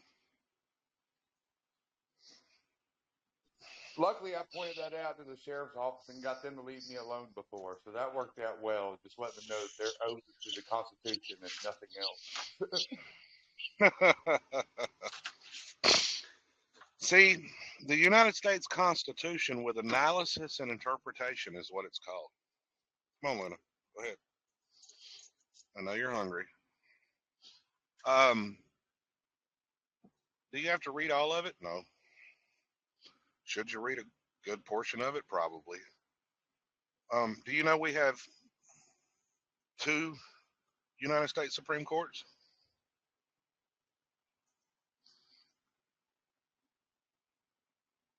I would think they would still have to have somewhat different names, though, to be 2 different ones. Is that right or wrong? Yes, that's right. We have the United States Supreme Court, which only has appellate jurisdiction. And we have the Supreme Court of the United States, which Article 3 is very clear about, has original jurisdiction. Now, how is that possible?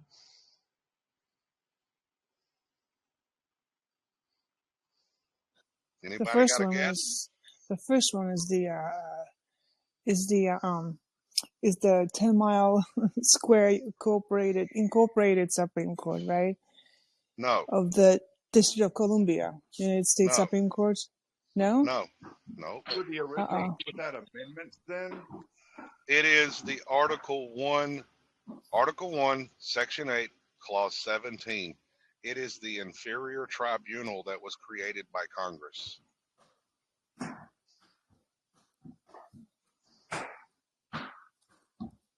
Under the Judiciary Act. In other words, they passed a law to create the United States Supreme Court, but everybody thinks that's the most powerful court in the country. No, it's under the authority of the legislature.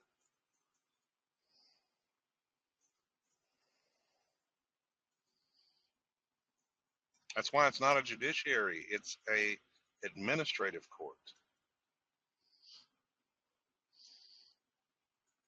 Now, Livia, you brought up a good one right there. Title 28, Section 3002, Paragraph 15A says the United States is a federal corporation. Guess what? Title 15, the Fair Debt Collection Practices Act, does not apply to the IRS. Why?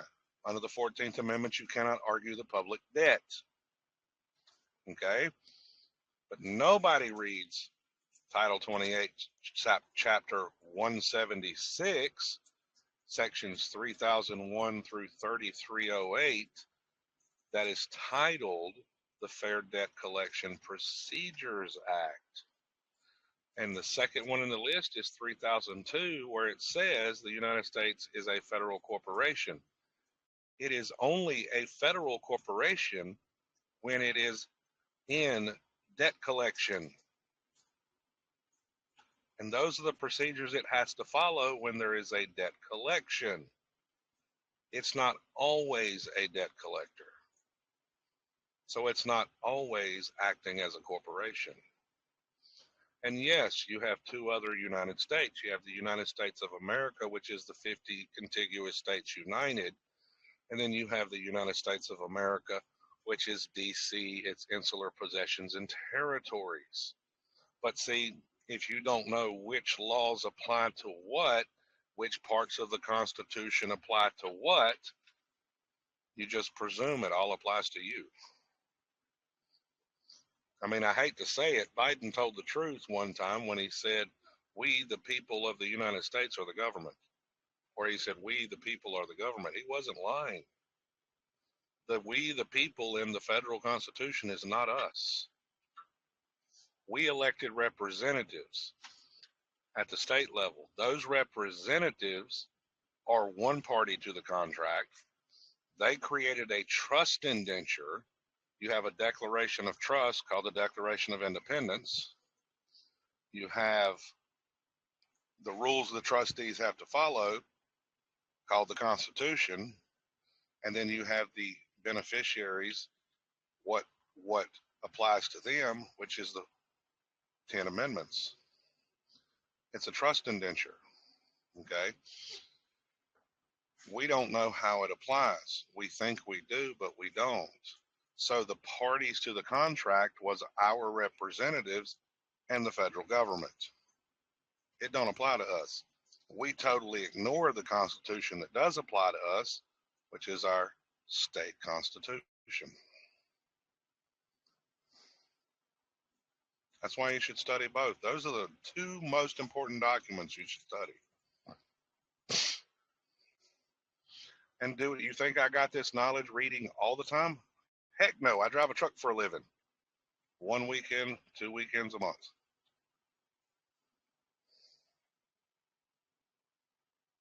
If I can do it, y'all can do it. Yeah, I've gotten in the habit lately myself to where I read either the Bible or my state constitution pretty much constantly. Yeah. Now, the disadvantage on the state constitution side is they don't give us a state constitution with analysis and interpretation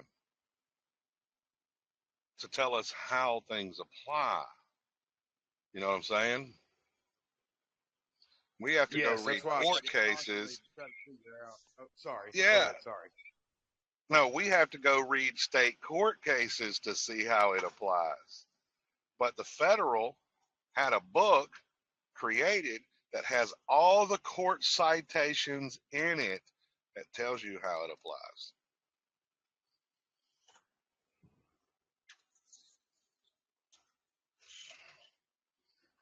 It's kind of amusing.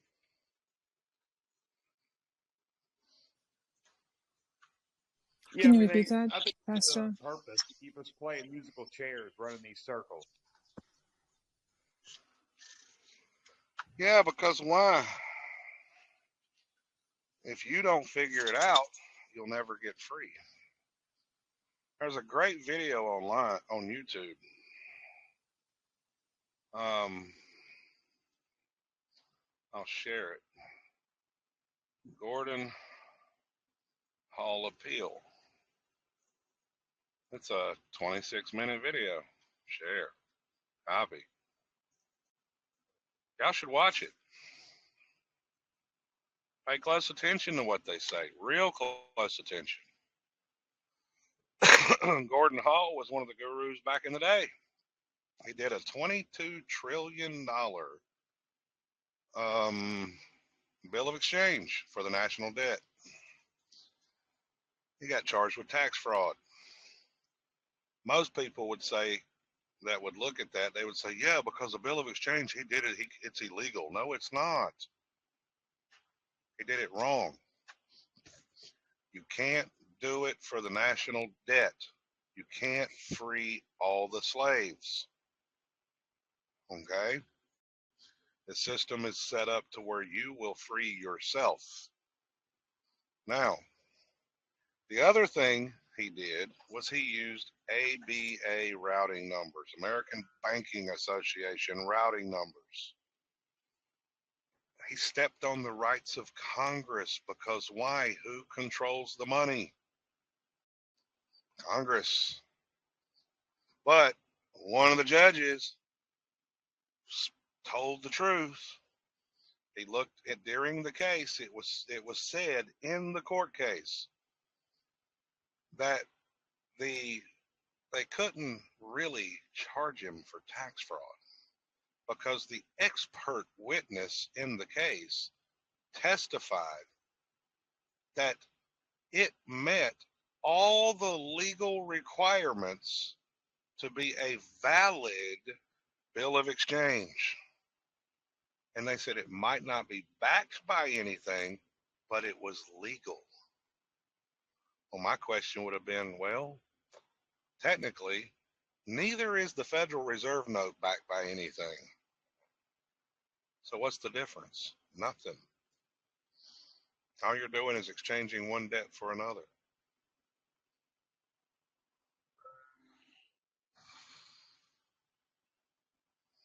I'm curious what made it so legal. Do you have two sureties and a notary to witness it, or No, anything what else? made it legal is because he drew it up according to the law.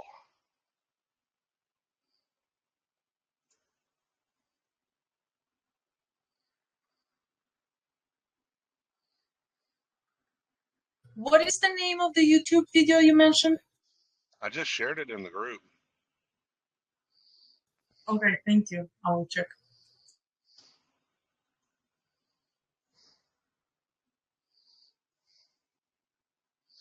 Well, Lisa should get in the call.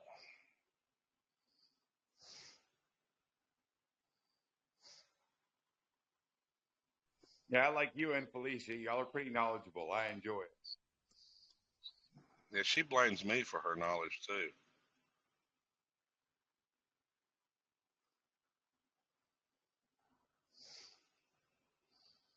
And technically that is kind of true, because when I watched her W4 video and she made the mistake of putting her phone number in it, and I was up late one night at my delivery, like 2 in the morning, 1 in the morning, something like that, I texted her. Did I think she would respond? Probably not.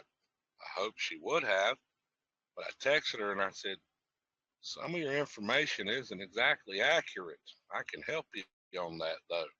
And then she actually decided to answer that text. She said, really? I said, yeah, I can tell you if you want me to. And we spent 4 hours on the phone, and I was texting because she has an iPhone and I have an iPhone. I can send files directly to her phone. I started walking her through everything.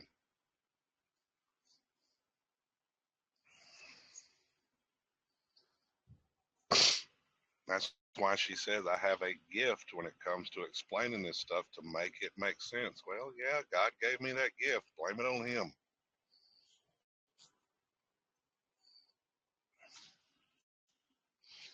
My friends ask me, how do you remember all this stuff? I said, blame it on him, because I prayed one day. I drive a truck. I don't have the ability to study and sit and take notes and read a computer all day.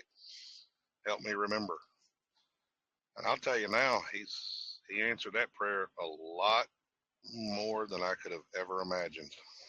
Because do I sit and think about all this stuff all the time? No, because us men have the ability to think about nothing. And I go to my nothing box every chance I get. But when I need it, the information's there. What was wrong in I her wish I process? had a nothing box. Y'all women do not have a nothing box. It is outside the way God built y'all. Y'all's minds I don't know. stop. Now, Tina, what was you saying? I was just wondering what was wrong in Felicia's process that you walked her through. If you It could was name elements. elements like application. For example, it's not your name. That is correct. It's all capital name. It's a trust. See, the problem Yes. is if you're going to perfect the process, you need to know how it applies to you. If that name isn't yours and you don't own it, then that has to raise the question, what rights do I have to do any of these processes? And then once you start understanding that, and you start learning how you relate to it, what is your office, what is your title, how does this work together? That's why I say first thing people should read, law of agency. If they get the agency down pat to where they're comfortable with that, then move to the next project. Because why? the law of agency applies to this scenario. When you're new, you're the agent. You need to first learn that.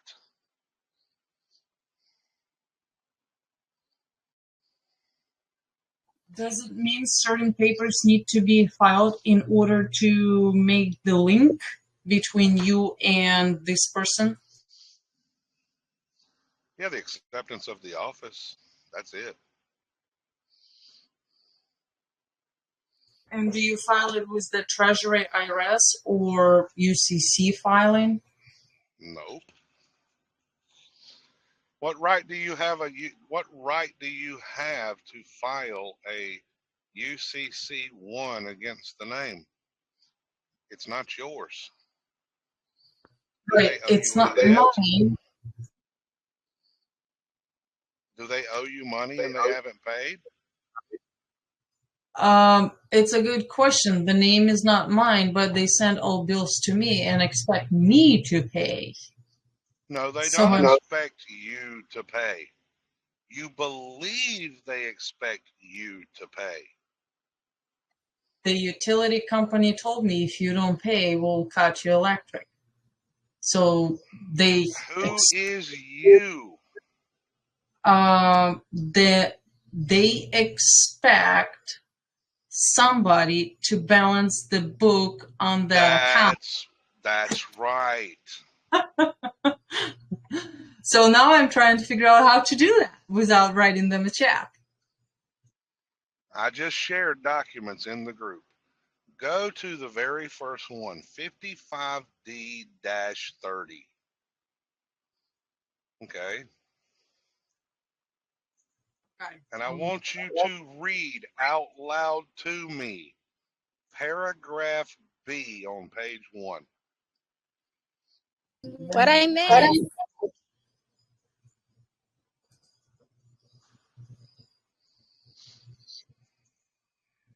It is 51. No, 55D-30 is what it starts with. 30. Okay, registered office. All right, let me open it. Now, page 1 of that document, right above the word credits, is paragraph B. I want you to read out loud to me that sentence. The sole duty of the registered agent to the entity is to forward to the entity at its last known address any notice, process, or demand that it is served on the registered agent. Okay, now, right above that document, there's a link for the Social Security Administration. Right above Click on this that link. document. Are you talking in the chat right above this Yes. document? Or Yes. right above this document. You see it starts with ssa.gov. https www.ssa.gov OACT. It's right above. It's the link right above that document that you opened. I open it from the file section. Let me see if I can find the link. It's in the chat. It's if you go back to the chat, Mhm. just scroll up. You won't have to go far. You will see those 4 documents grouped together, the 55D-30, and then you will see the SSA link right above that document. It's at 8:55 p.m. Eastern. Oh, That all would right, be yeah. your I time, found yeah. it. Copy. I found it. Let me open it.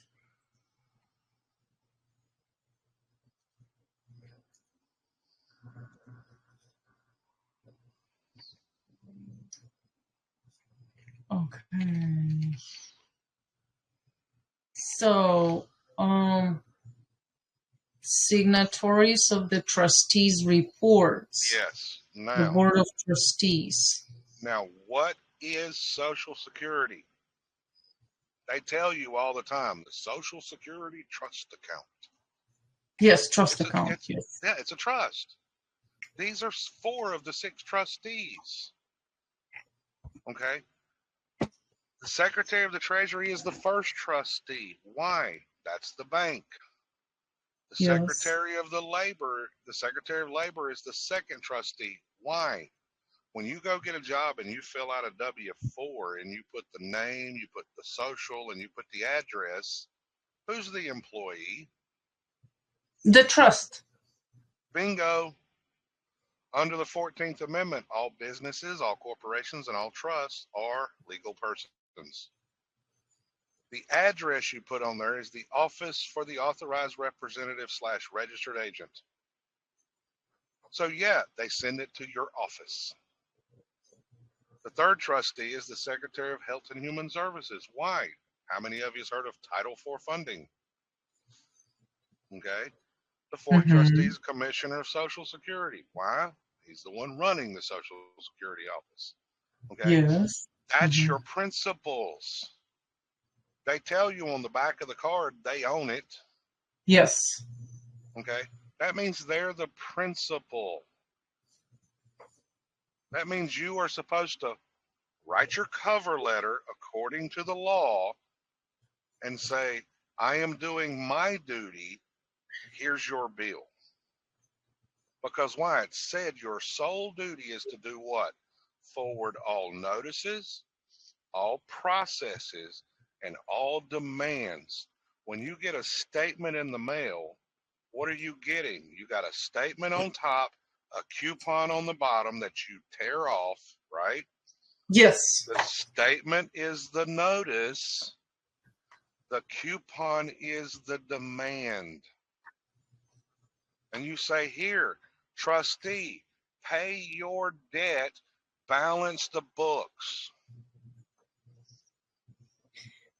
And I send to which trustee? Me personally, the managing trustee is the first one in charge. That's the bank. Secretary of the Treasury. Okay, because I noticed public trustee vacant, and then they have Chief of Staff, Social Security Administration, and Acting Secretary. Okay, Secretary. So I sent the coupon to Janet Yellen and tell her to pay the bill, right? Well, not in those words, but yeah. It seems unbelievable. I'm it's just like listening to this. Yeah. You did say somebody from Michigan, right? Pastor is already doing this. Yeah, my buddy Myron Rice. You can go to YouTube and listen to last night's conversation. There was a guy that come on who goes by Minister Black Bear. Okay, he knows Myron Rice. When he mentioned Myron Rice, I said, "Oh, you know my buddy." And we talked about it. Myron Rice has been in this movement for decades. He's an old man. He has no bills today. Okay? He's retired. He used to send his bills every month. When they came in the mail that day or the next morning, he was at the post office, registered mail, he said, I did it for 18 straight months. He said, I sent them to the Treasury. I said, are you telling me they paid them? He said, yep. I said, are you telling me it was never late? He said, nope. Wow. I want to be in that position. That's what seriously. If you think about it, there is no money. You're the source of credit. They took all the gold. Who is responsible for all of that? Well, that's it's a misnomer that there is no money. They changed the money. There's only two types of money now. It's promissory notes or securities. Now, under those two types, there's subtypes. Under promissory notes, what is a Federal Reserve note? It is a promissory note. Okay? Why do you think if you go call the IRS, your local office says, will you accept Federal Reserve notes for payment? They will unequivocally say no. Why? They do not accept promissory notes. Because the Okay. Constitution says that only we allow to pay gold and silver for the debt. No, No? that's not, because they won't take gold and silver either. Because it's not in circulation. Huh. No, see, they won't take promissory notes, and a Federal Reserve note's a promissory note. But if you go through the Code of Federal Regulations under Title 31, you will find a term called book entry credits. See, everything you've got at your disposal, you can use Federal Reserve notes, you can use your check card, you can write a check, you can go get a money order. All of these are different types of money. They're called money of exchange. Book entry credits, when you get a direct deposit, that's a book entry credit. That's money of accounts. Okay? So it's a misnomer when they say there is no money. Yes, they're right because they're thinking they took the gold and silver. But there's still money. I mean, back in the day, they used seashells to pay for debts. Okay? Seashells, is it money? If it's a medium of exchange. So they gave us all of this ability if we would just learn the rules and how to administer the estate. The registered agent is your lowest step on the ladder. It was put there first because when you were 18 and they said, here, use this stuff for the betterment of the country. Why? We're bankrupt. We need to make money. And they said, here, do these tax forms every year. But they didn't tell you how to do it. But you didn't care to read either to learn how to do it.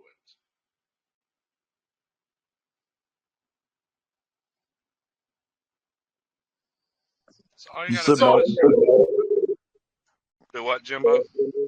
I was gonna say you said Myron Rice did it for 18 months, then he stopped, Mm-hmm. or I don't get what you were saying. Yeah, he did it for 18 months. He don't even send bills no more. He said, man, if I got a $30 bill, I just pay it. I'm not paying $18 for registered mail. He don't have no bills. Okay. He's retired. He's an old man. So, Pastor, we would send Mr. Rice would send registered mail to just the principal, just the treasurer or the secretary.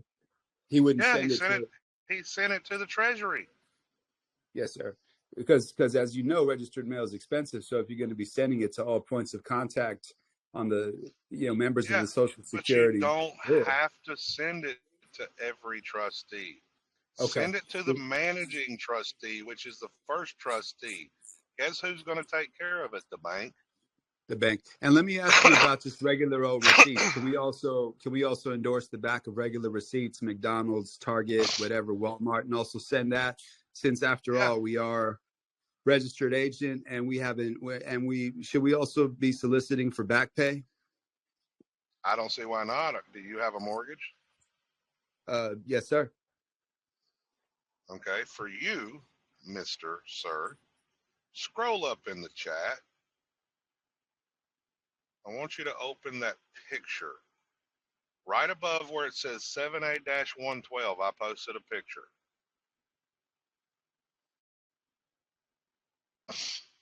And this is the congressional record of March 9th, 1933.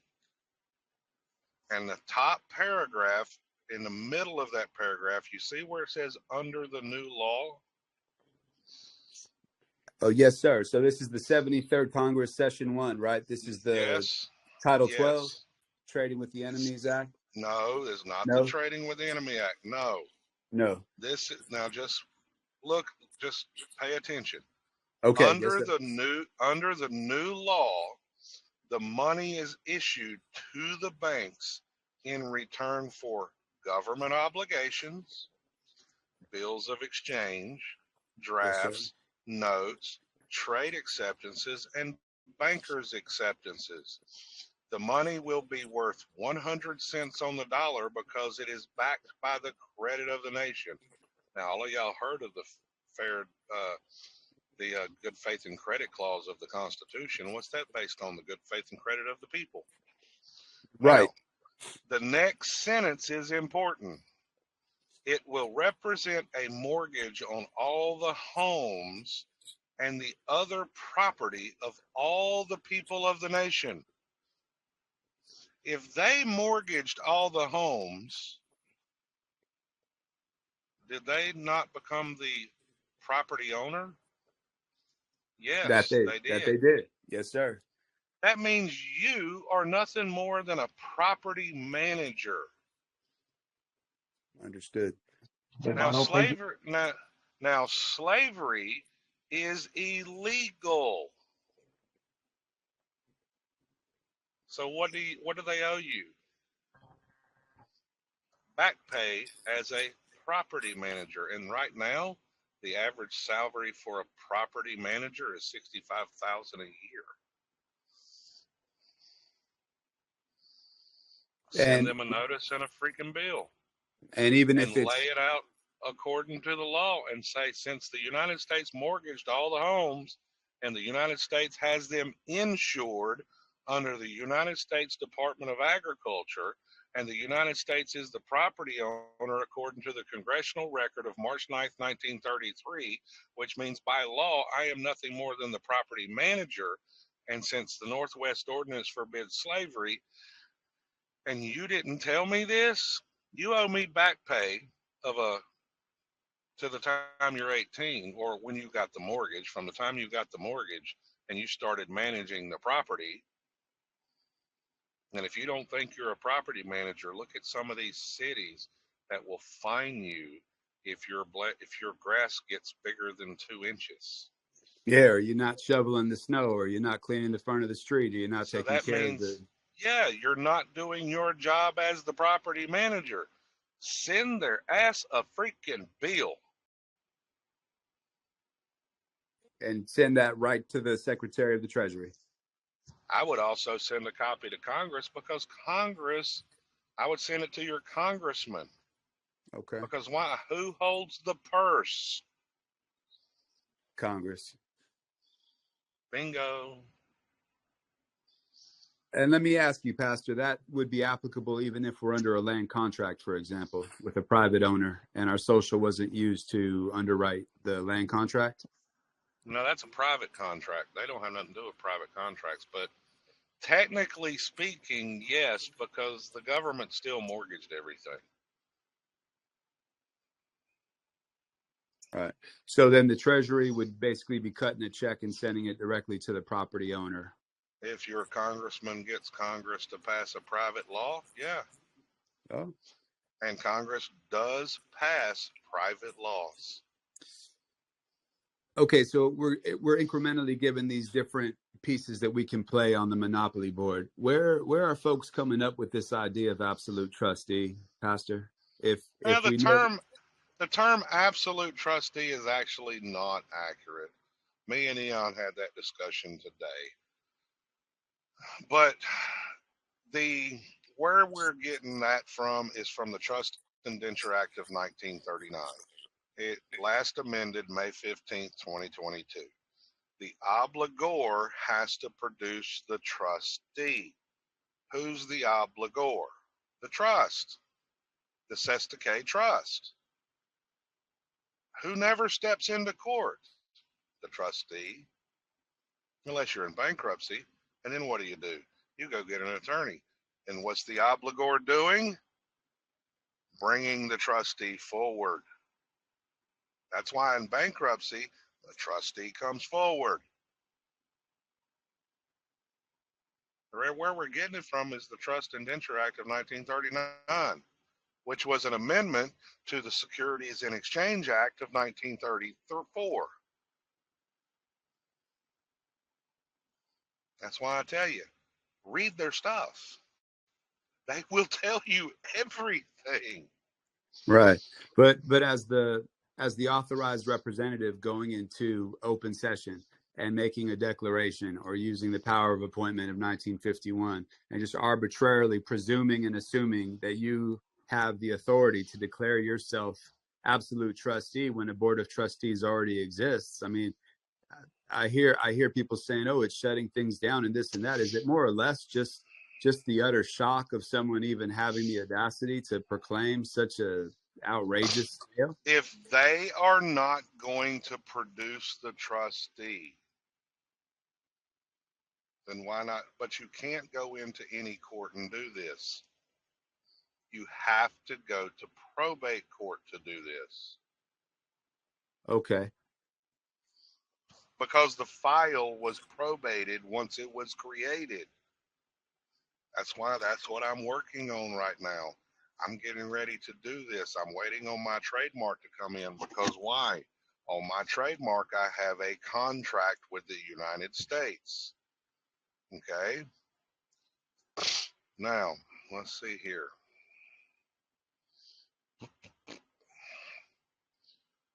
Let's see here.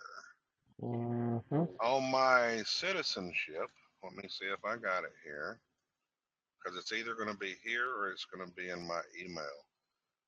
See, I put in that I'm doing business as the all caps name, which is a trust. Okay. Now, let me go to my email. Does the fact that it's a revocable trust, does that weaken the position of that piece on the board, or is it not the No, most it versatile doesn't. piece that we have? No, it doesn't matter. Okay. It's not the type of trust, it's how you manage it.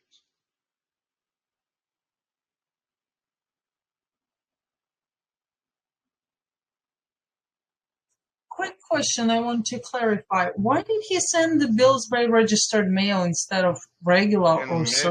In Michigan, the law says registered mail. In North Carolina, it gives you the option registered mail or certified mail.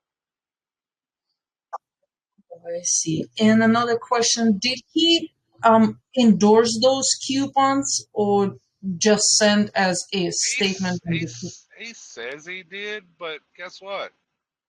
It doesn't say that as the registered agent, I'm supposed to endorse anything. It says my sole duty is to do what? Notify the principal.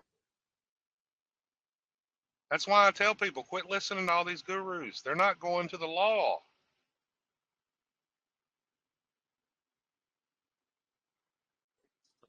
Right. There's no space on that document that says sign here, authorized agent, or anything like that. Yeah.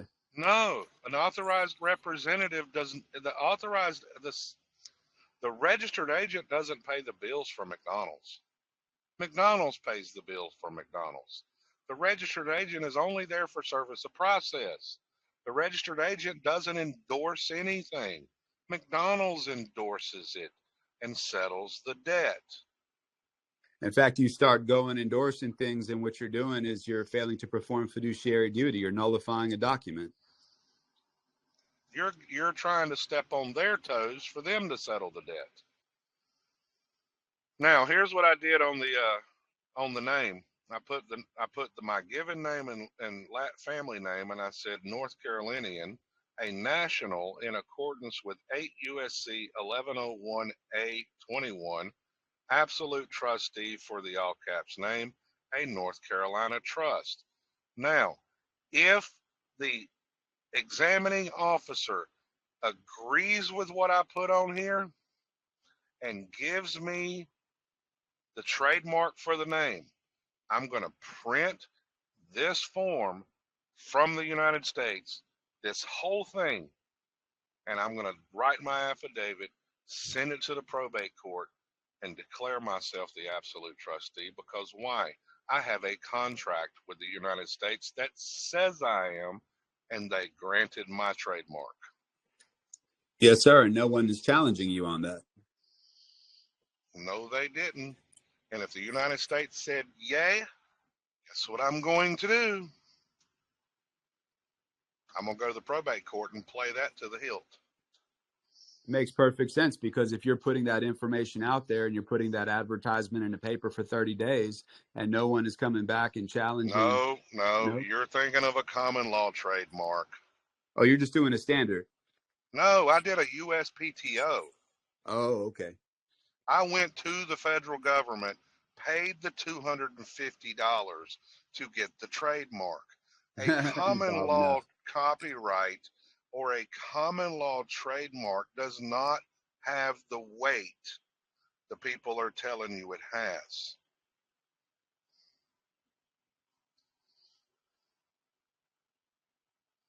Does it have some weight? Yes. It does not have all the weight. If I get the trademark office to agree with my application and give me the trademark, then the United States just signed a contract. And what does the supremacy clause say?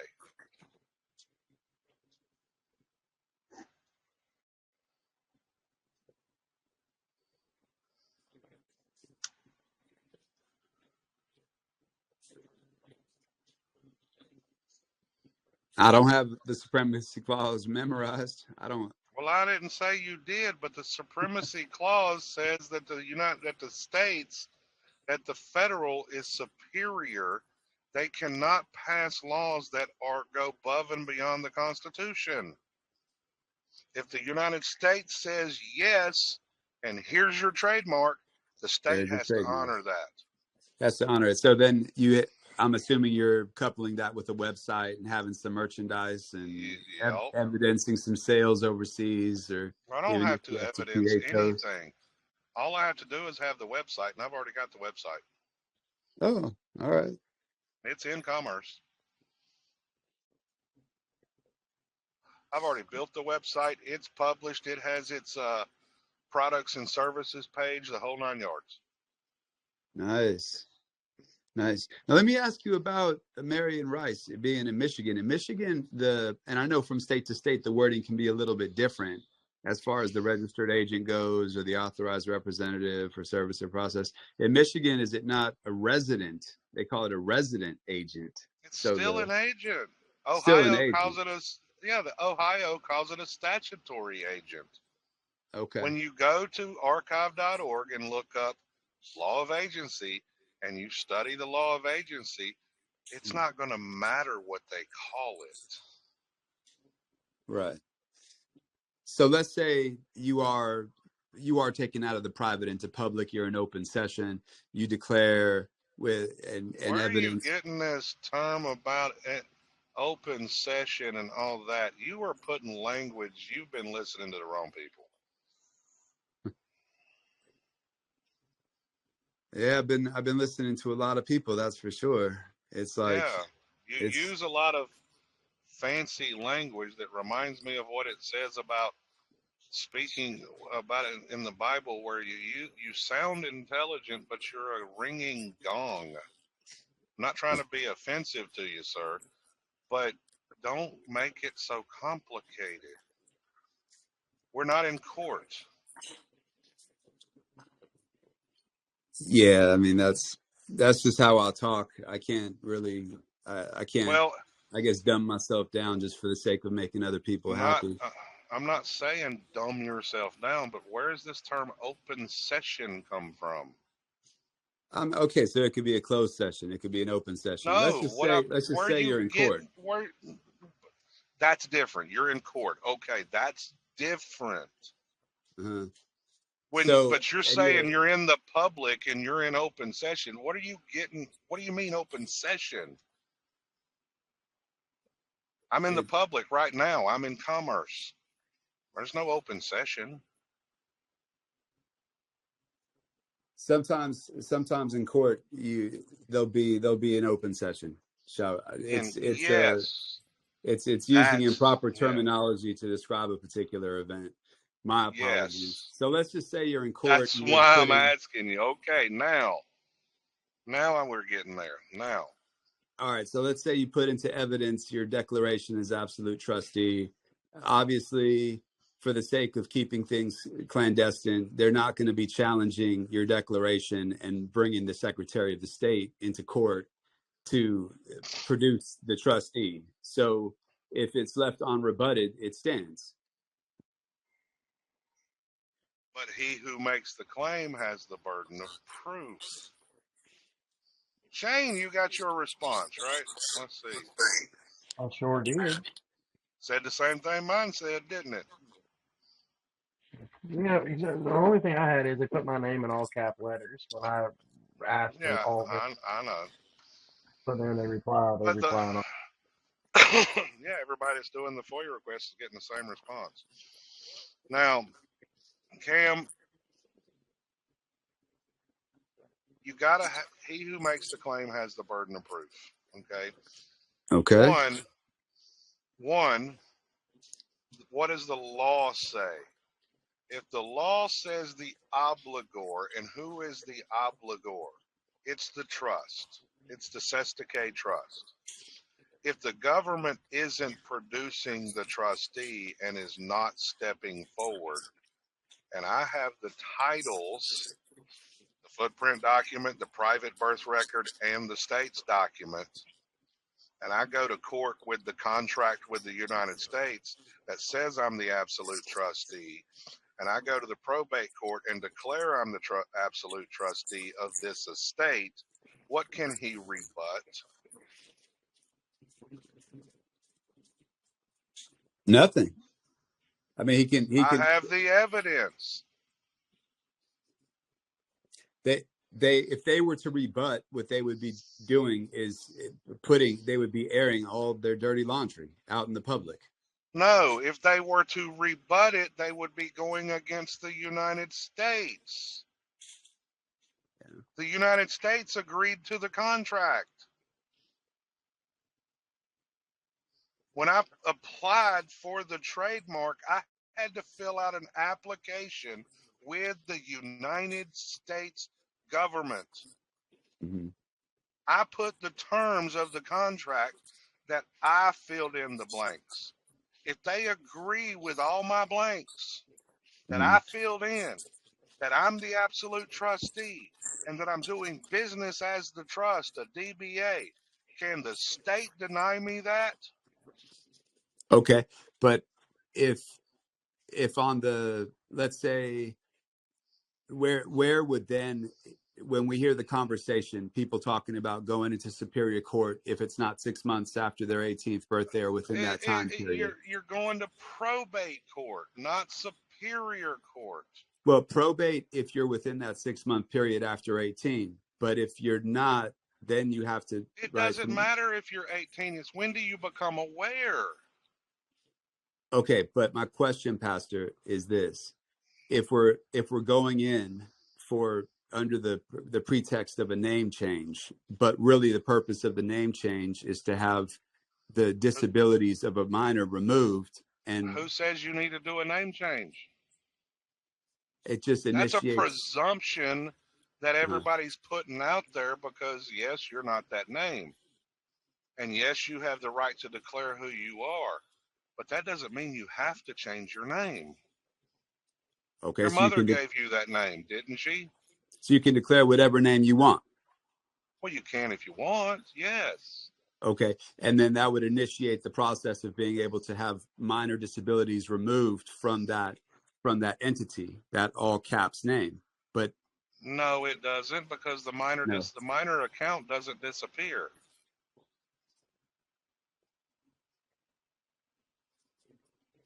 So what's the deal with that? I mean, why are people pumping that up like it's the thing to do? Because people don't know what they're talking about. Go read Title 31 in the Code of Federal Regulations. A minor account is not a standalone account. It has to be attached to a custodial account.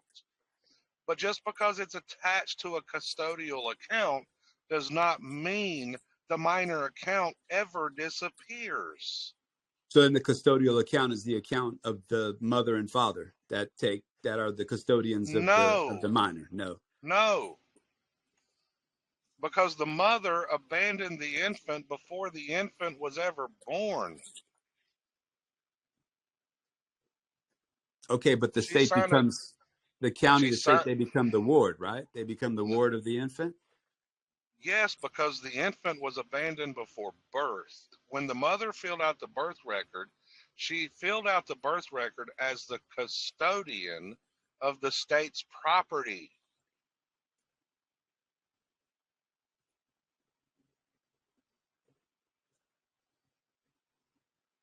So then again, if you're presuming and assuming that that is your trust, which there's no evidence to dictate that, and you're going in and you're attempting to change a name that is not your property, is property of the government of the United States, and you're going in trying to have minor disabilities removed from something that you can't even Who says evidence. I'm doing anything about minor disabilities? No, I'm just talking about the people that are pumping up that idea, Pastor. I'm not saying you're doing that. Okay, then. That I'm already answering your questions what those people are doing. They're pushing something that sounds legitimate, but they're not even reading all the rules. Yeah. It's like people file a 56F trying to appoint a judge as fiduciary. Well, one, where's your authority to even appoint them that? And if you do have the authority, he has the right to not contract just like you do.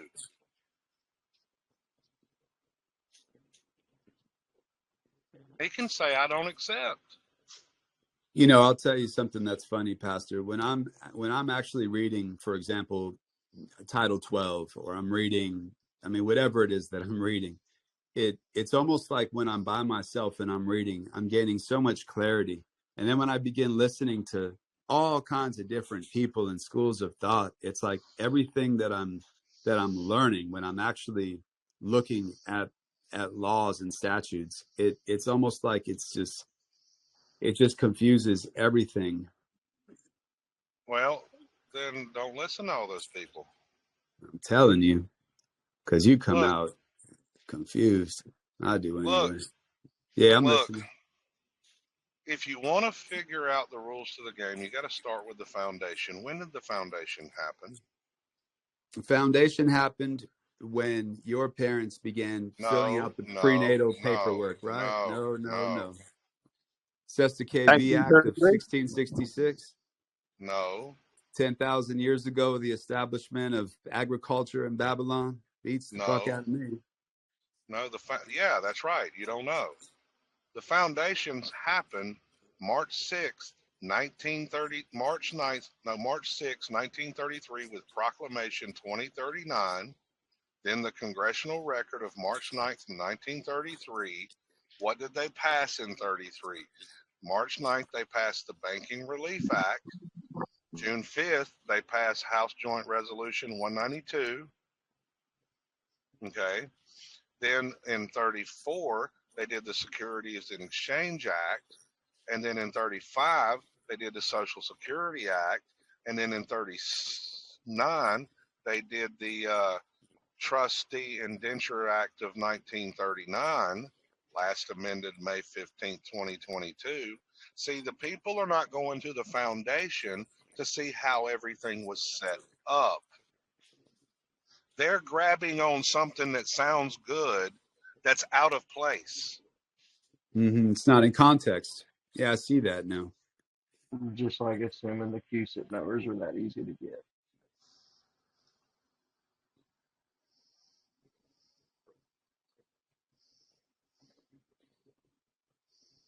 So when they're saying things that sound good, yeah, people are gravitating to it, and it almost goes against, like I was saying, when you're in there and you're reading things for yourself and you're really and reading things 2, 3, 4, 5 times to really understand it, and then you're out here listening to all these different smooth, talkers and soothsayers, and you're just like, it's almost counterintuitive. It is, in fact. Yeah. But if you don't start with the foundation, you're not going to get it in context. Jeff, I kind of get what you're saying though, because you're right. Everybody reads something and get their own take on it, and then when everybody talks about it, it's their own little spin off of it. But ultimately, is just because you see it one way doesn't mean that you're wrong. I mean, it doesn't necessarily mean you're right. But again, that's why we come together. Everybody kind of listen to everybody, and you take away from that what you can, man. Yeah. And then how The many people law, really have access to American jurisprudence? I know you do, Pastor. So you're getting oh yeah, the info, you're getting the interpretation of the actual attorneys and lawyers and judges and how they see things, which is really how you need to be interpreting all of this if you're going to be standing up there talking this. yeah. I pay for Westlaw. I pay a hefty price to have access to what I got access to. Yeah, I got a question. Yeah. Hey, okay, I'm in Michigan. I want to go look up the laws on registered agent. I'm kind of confused on where I go to look up these laws. Well, I know that it's in section 470, but you got to look up in the corporate codes. Yes, the MCA. Go to your Michigan codes and do a search for resident agent. Yeah, Actually, I'm MCLA. Michigan as well. I actually think I found them. So whomever that was, just reach out to me and I'll just forward them to you. Empress, you're in Michigan too? I am, yes. Mm-hmm. What part of Michigan you in? I'm in Detroit. So is Excellent. Myron Rice. I'm in Roseville, right outside of Detroit. Yay. Myron Rice Okay, is you're in not Detroit. okay. Yeah, we my all family. need to be getting together. There is actually a Michigan group. So you guys can get with me and then I can put you in there. If you're not in there, we need to definitely be coming together and, figuring this stuff out together like Look, we are now, but in our own. See, the best thing you can learn is not necessarily the acts or the laws that were passed. The best thing you can read are the books that are written that explain the principles. That's why I keep saying go to archive.org. Go look up the law of agency. Those principles are going to apply no matter what state you're in.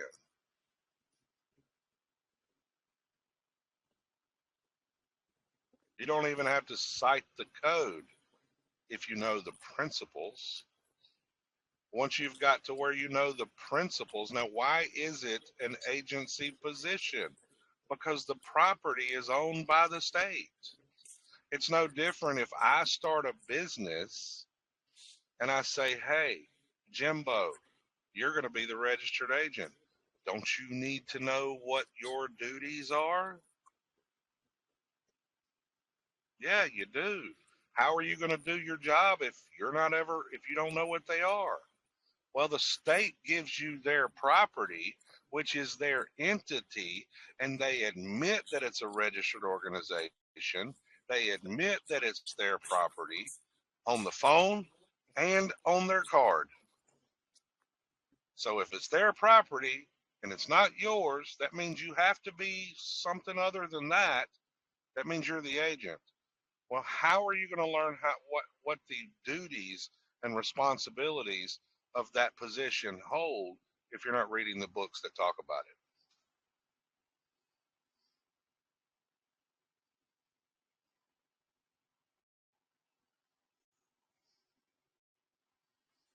Yeah, I hear that. And then you're trying to jump the gun and declare yourself all these things and make assumptions and presumptions of ownership and having possession over, things and so on and so forth. And then you get caught up in, and I've heard you talk about it, Pastor, the SPC process and, this idea that, and not that there's anything wrong with being an individual private banker and learning how to draft, particular documents and submitting them and so on. But I mean, really, at the end of the day, I mean, you did like you were saying, Pastor, you did the SBC process. What's come of it after studying it for 3 years? It brought me the knowledge I've got today. So it's a positive. But look, That is I a just positive. showed y'all. Look at the document I just shared. Okay. This is based on the principles right out of American jurisprudence. An express agency is an actual agency created as a result of an oral or written agreement of the parties. Well, we know it's not an express agency. There hasn't been any communication orally.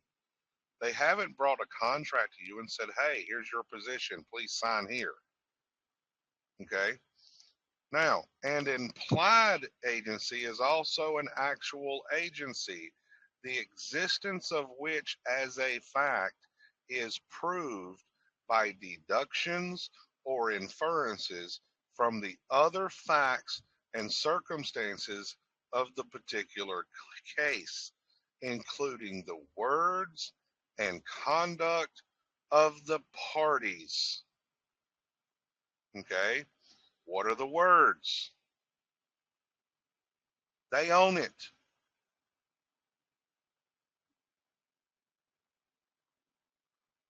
Hold on one second.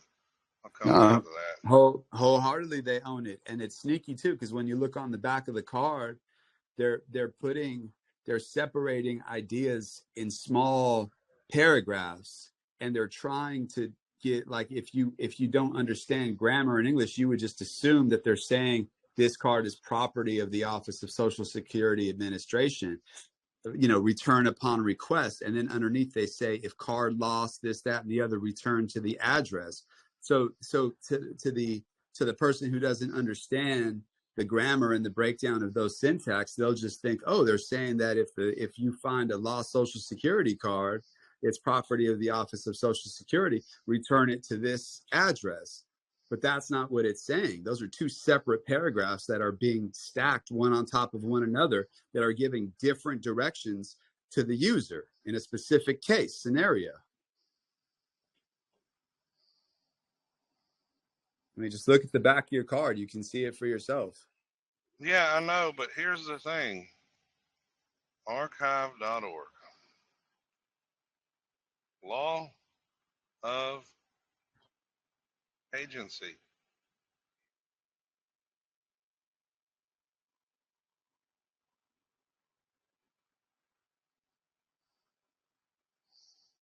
Now, I did the search term. Look, you can click on the link and get the exact search I gave and see the books that'll teach you the principles for free.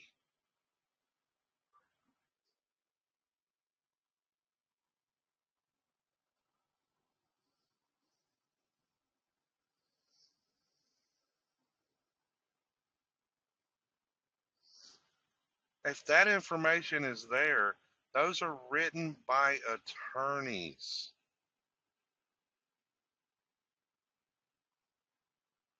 That they're not writing codes and laws. They are teaching you what the law of agency is.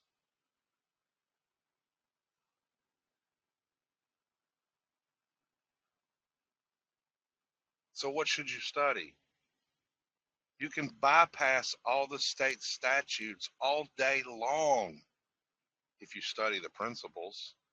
Principles in law are few and never changing. Methods are many and are fluid. If you learn the principles, you can develop your own methods.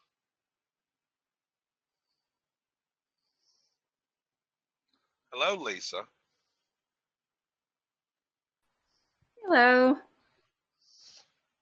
If you're doing anything with the Jarretts, I warn you, stay away from the Jarretts.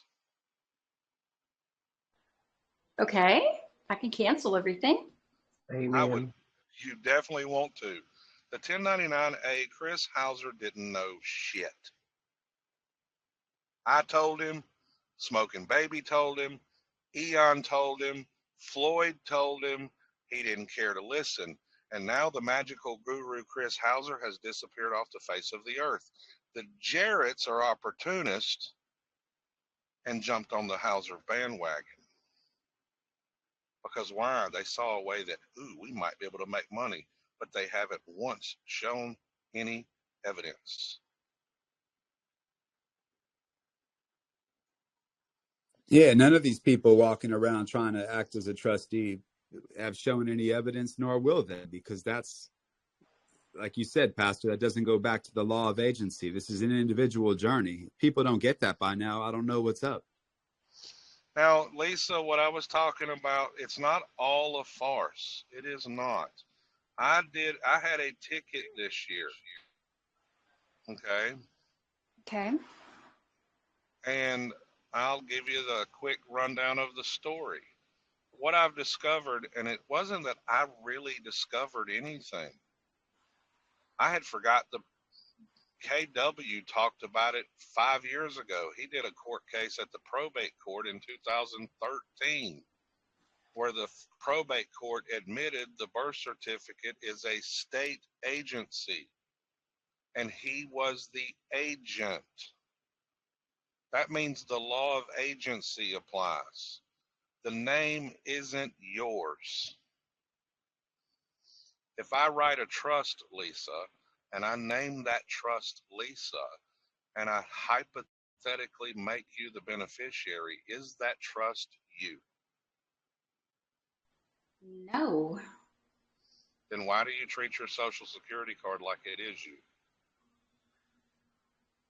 Well, I quit giving out my number a while back. That's not the point. Why do you treat the name like it's you? I don't have an answer to that. Your It's parents. well, what I'm getting at is it's a trust. They tell you the Social Security trust account. You are not a trust. You are not a piece of paper. Right. It's not you. It's a dead entity. You are not the beneficiary. Okay. You have no evidence that you're the beneficiary either. Call the Social Security Administration and ask them, am I the beneficiary of this account? Oh, yes, you are. Can you send me that in writing? Oh, no, we can't. Pastor, I'm in going to do regards that. to that, I have case proof showing that we are the beneficiaries of the Social Security number. Well, you have Written in law court cases, right? No, it's written in law and in court cases showing that we are the beneficiary to the Social Security Administration. I And that number. disagree. I disagree because if you are, they should have no problem giving it to you in writing if it's in the law. I agree with you on that. They should fucking give it to you if you request it, and they should tell you, right? I understand it completely. The reason why you're not the beneficiary, and this is speculation on my part, is how everything got set up. The infant was abandoned before you was born. Okay? They become property of the state. The state became the grantor. The trustees are known. The state become the beneficiary in the creation of the trust because who gets the federal funds? The state? You don't. That's right, the state. You don't. Who gets the distribution? The state. You don't. Okay? So you're making a claim to be the beneficiary when you're doing the 1099A process. Can you become that if you do things right? Yes. At some point down the road. At the beginning, you're the agent. It is the state's property. You are the agent. And what's getting everybody in trouble is they're not doing their first office correctly. They're not learning how to operate as the agent for the state's property.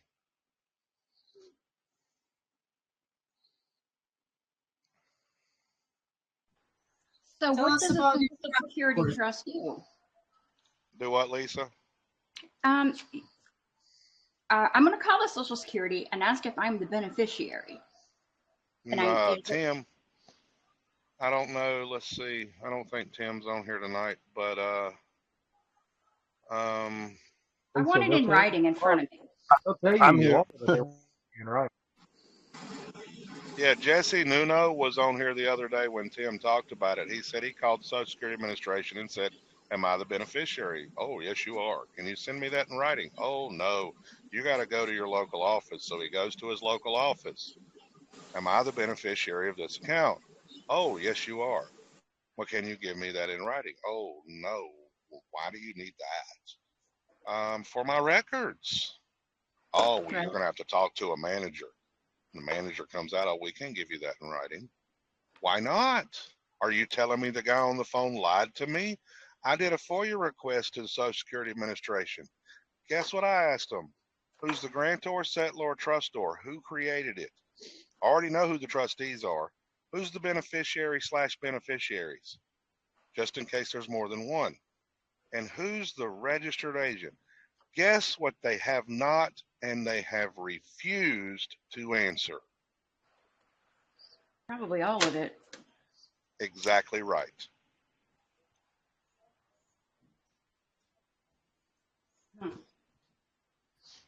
Right, and they can't because, like you were saying, Pastor, if you read the statutes and the laws, you have to use your power of deduction and reasoning based on the evidence that you have before you to infer what your position is in relationship to that trust.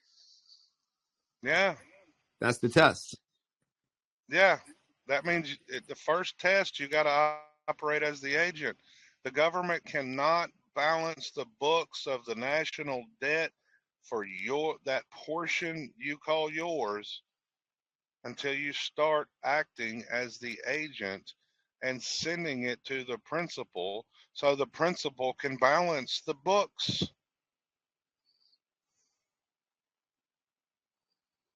I don't think the Social Security, like, if that's their name, they can't really say who, if you're the beneficiary, because actually, like, who are they talking to? In technicality, you really don't even have a name. You're just the agent.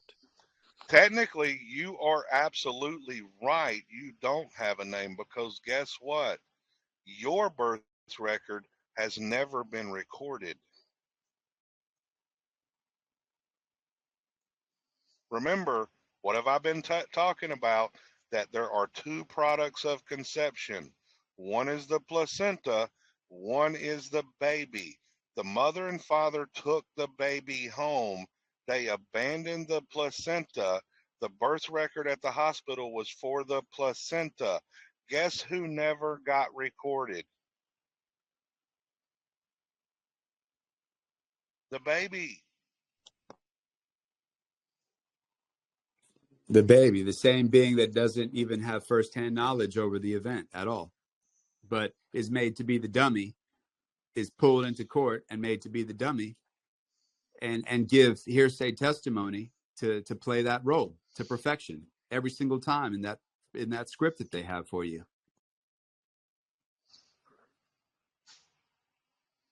Yeah, dummy in law doesn't mean what people think it means. It doesn't mean stupid. It means you're someone that does not have an interest in the transaction. You're just there to help achieve a legal goal. Can you tell us about your traffic ticket and what you have learned? Oh, yeah.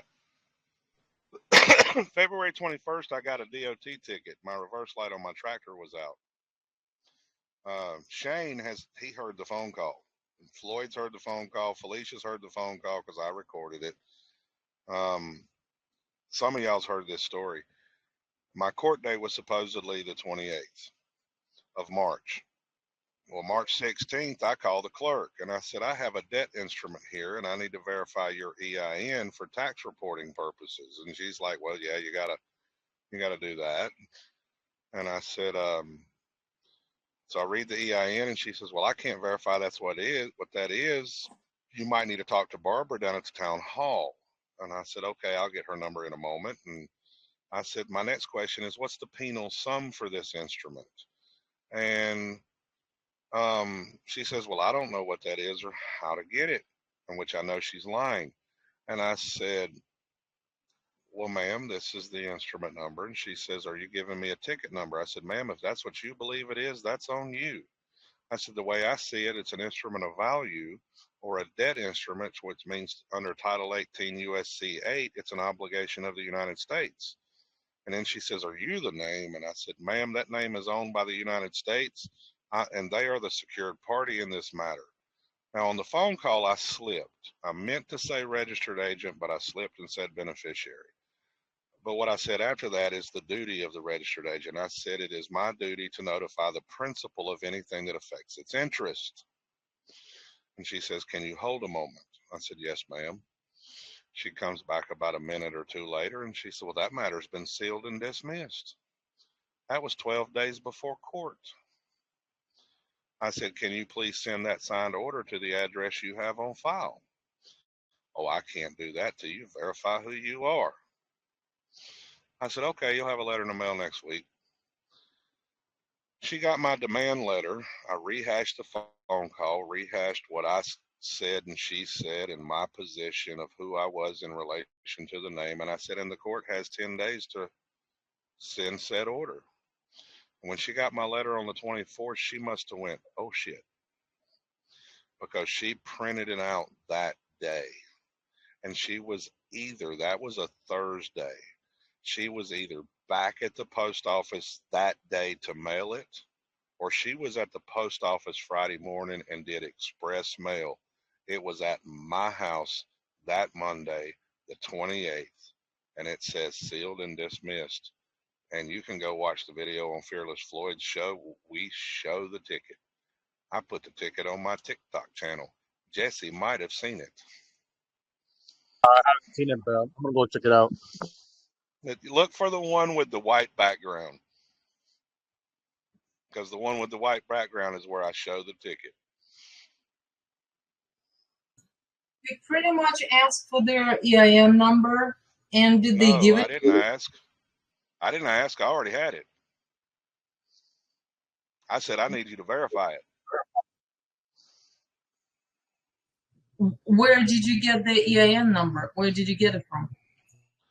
There was a website I had that I found on that Wesley sent me, Wesley Keith Mullins, and he said, go see if it's on this website. Now, it wasn't free. It cost me like $5 for 6 searches. So it took me about $20 to find it. Yeah, But I found their EIN. that you can get most EINs from.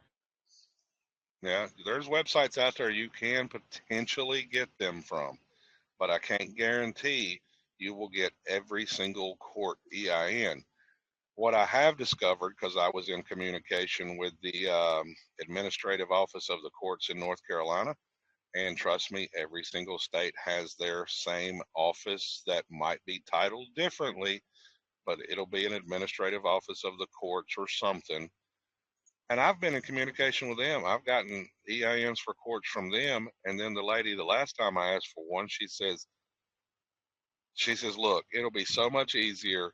Call these people and ask for the billing office, because the billing office has the EINs.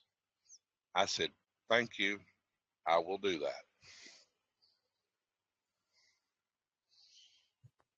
It's hard to find EIN numbers for the courts. I have searched several. I have court case at the end of the month, and I'm trying to figure out how to handle. I asked for their W-9. They refused to provide it and accused me of file an affidavit with the IRS that they refused to give it. Yes, I will do that, but I'm trying to figure out how to make this case disappear. What do they accuse you of, Tina?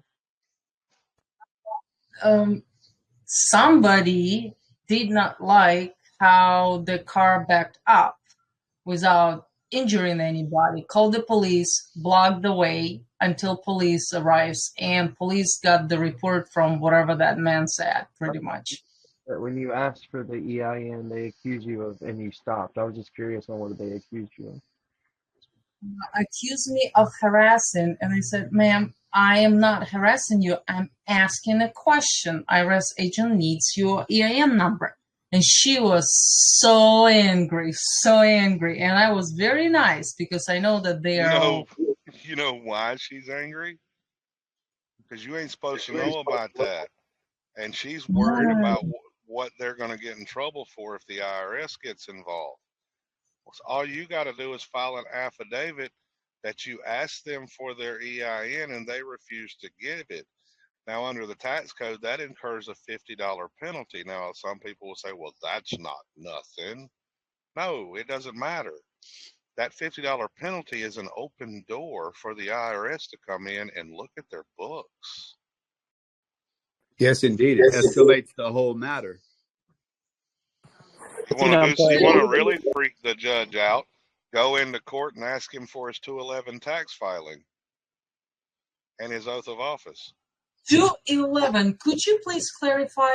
211, is that IRS tax form, or it is the rule? Yes. 211 IRS form. right? It's a whistleblower, if I recall correctly. No, it's not. Oh, let me pull it out. It is this. 211. Hold on. There you go.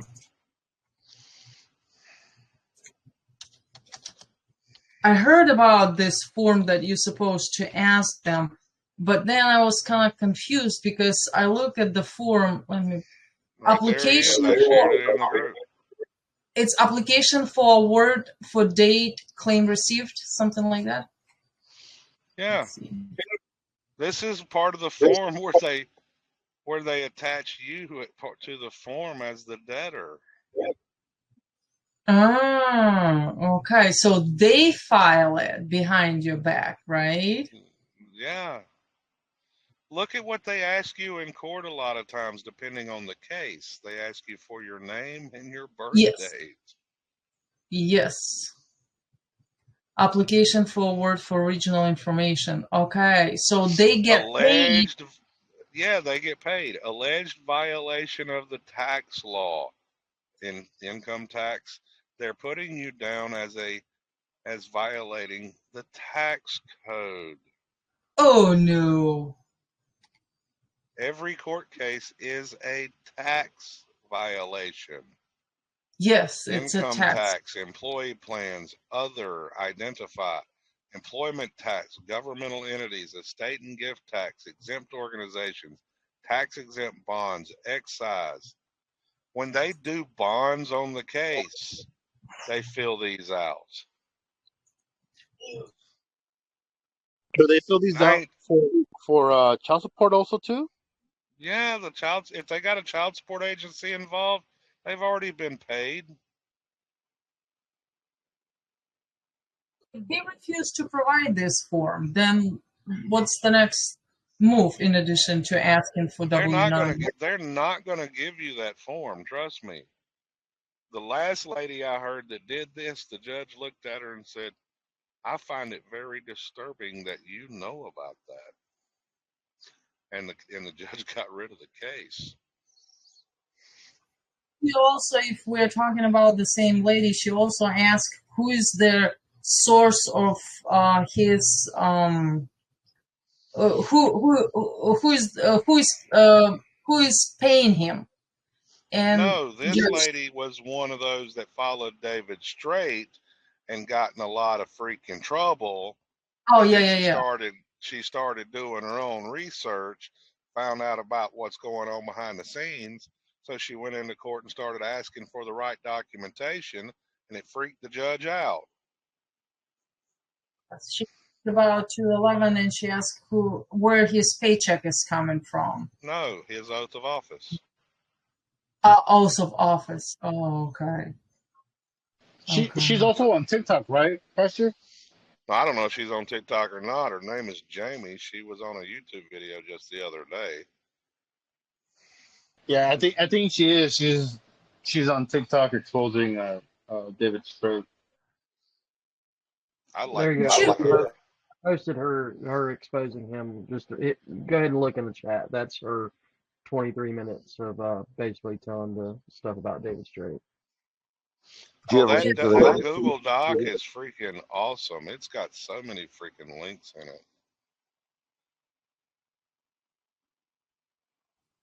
Her Google Documents? Yeah, that link she just put in there. There's a link down there on the bottom too. Yep. On the YouTube video? There's a BitChute video at the top, and then there's a Google Docs link on the bottom. Okay, I will check. Pastor, could you No, please clarify how important the oath of the office? And it's my understanding that you need to file it in your case. I'm just trying to figure out importance. well, it goes to the point of he took an oath to protect and defend the Constitution too. That means he has to protect your rights. But the only problem is you don't know him. So if you don't give him the ability to protect them, he's not going to. Should we be? So Raymond, the law of agency doesn't apply the way you're applying it.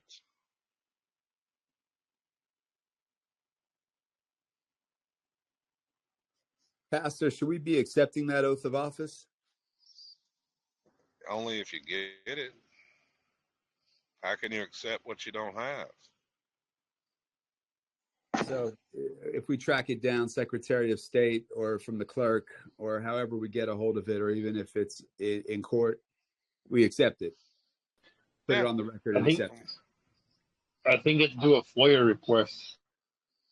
Well, if you go through you can't do a FOIA request through the court.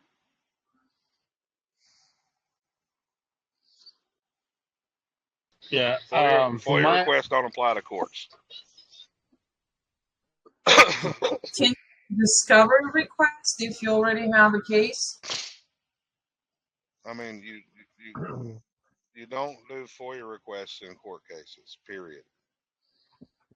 Tina, you said you were trying to get rid of a court case. Have you thought about just W-4 sandwiching them and doing a GSA bond on it? Oh yeah, the GSA bond gets a hefty tax ability attached to that if you do it right. W-4 sandwich, but I don't know how to do the bonds. Yeah, she doesn't know how to do the GSA bonds, and it takes a long time to write all those documents. And God forbid you have more than one docket number. Gosh, it took me like 2 or 3 days to do the GSA bonds on that family court case. It had 14 docket numbers.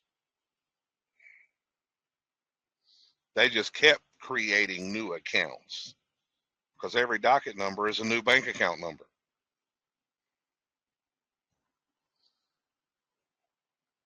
So, Raymond Sanchez. Yeah. You need to go study the law of agency. Everybody is an agent of something. The trustee is the agent of the trust. Okay? The law of agency is one of the foundational things that you should study.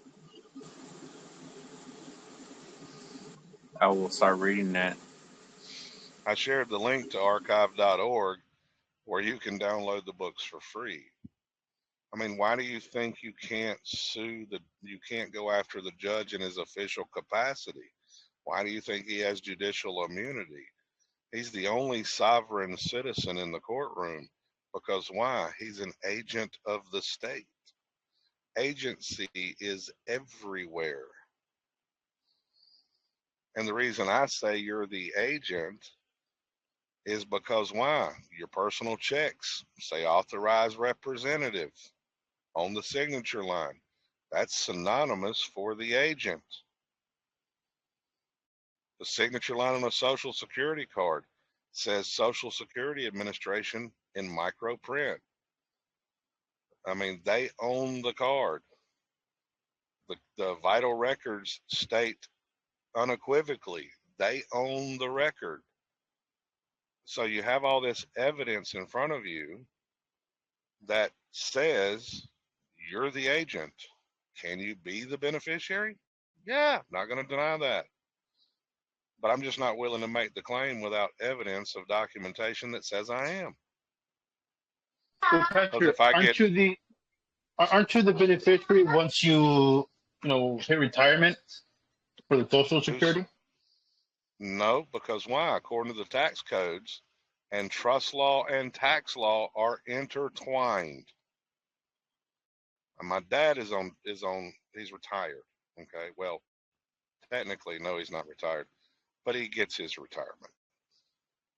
And I said, so Dad, you say you're the beneficiary. Well, yeah, I get a benefit check every month.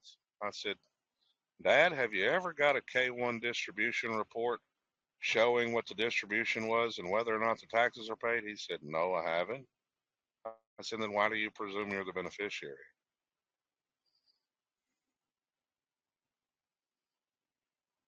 If the judge is the agent, I'm agent, who is beneficiary in this game then? Prosecutor. No, the state's the Very interesting. In beneficiary. this traffic, No, the state is the beneficiary because who gets the federal funds? The state, right? The prosecutor representing the state. I'm sorry. Yeah. about prosecutor. In this court case, there is only judge, a police officer, and defendant. There is no prosecutor. Yeah, it's not the prosecutor is not the beneficiary. The prosecutor doesn't get the funds. No prosecutor in this case. Can they still run the case without having prosecutor? Yeah, it's an administrative hearing. They don't need a prosecutor. It's a traffic court case. It's an administrative case. Okay, Doctor, could we be co-beneficiaries since we are the registered agent? Isn't that us being benefit from it, from being the registered agent? Can you hold both titles? Yeah. Judges wear multiple hats. You can too. That's what I was saying. So we could be co-beneficiaries with the state because you are the registered agent and you are the beneficiary because you're benefiting from being the agent. Yeah, but here's the problem. Where's your benefits if you are the beneficiary? And don't tell me it doesn't come till you retire. If you understand trust law, what rights does a beneficiary have? A beneficiary has a right to review the books to make sure the trustees are doing their job. They also have a right to make requests. Now, the example of a request would be, hey, trustees, my car's about to break and I need a new car. Can the trust afford to get me a new car? So you send it to the trustees. The trustees take the request and they vote on it. They say, well, we can't afford to get a new car right now, but we can probably afford to fix the car. So they go out to the car and they look and they say they get a quote. How much is it going to take to get it fixed? And they go get it fixed for the beneficiary. See, the reason why, if you are the beneficiary, then you have these rights under trust law that you can hold them to, because why? The Social Security Trust is a statutory trust. And there's more to that statutory trust than just the Social Security Act. You got the Trust Indenture Act of 1939.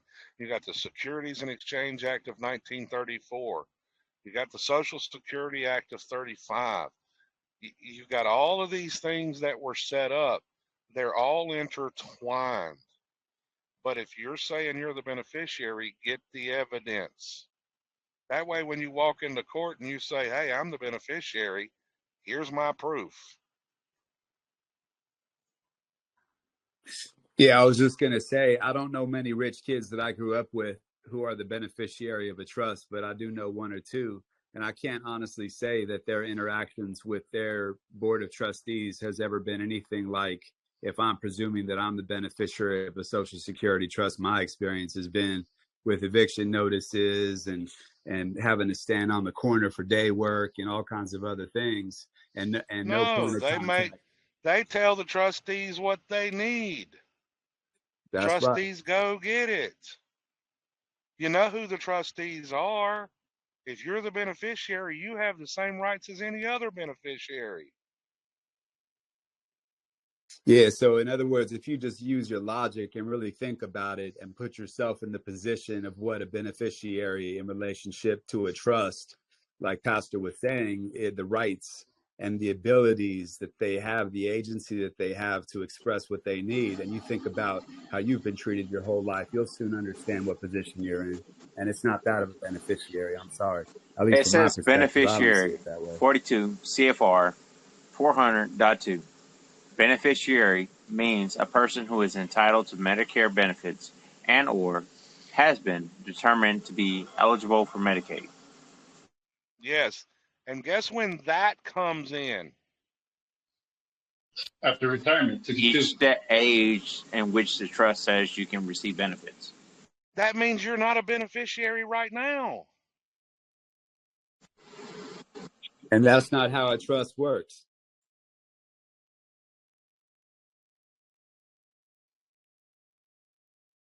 Trust has to be set up with the positions of all the offices well spelled out, and who's the beneficiary and who's the executor and who's the administrator and all those other titles up front. That's what goes in your Schedule A.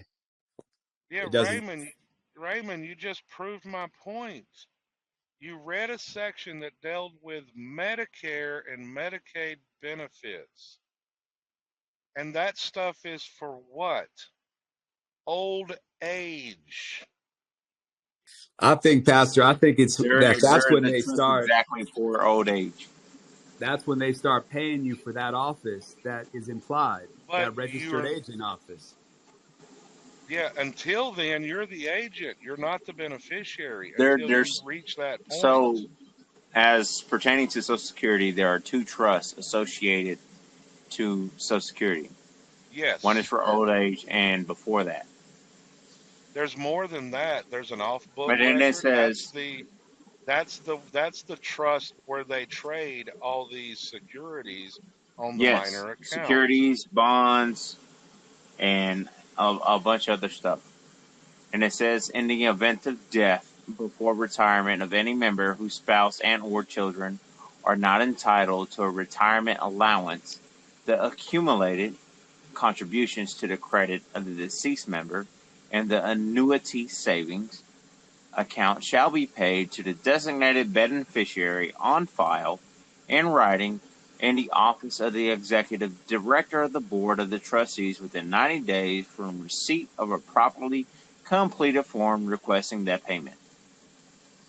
Yeah, so they'll pay to the state, and then the state will trickle down some money to your wife and kid as they're trying to bury you in the cemetery.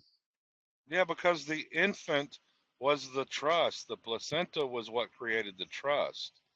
See, I'm not going to say you're not the beneficiary at some point, but if you know trust law, which very few people know trust law, you would know that's not quite how the beneficiary status works.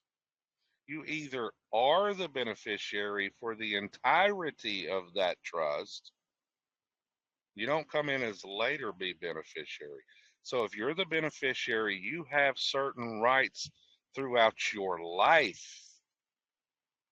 And you have a right to review the off-book ledger and the on-book ledger to make sure the trustees are doing their job. Because if they're not, then the beneficiary has the right to sue for violations of fiduciary duty. You want to know why they won't give you that in writing? Because it changes the nature of the game.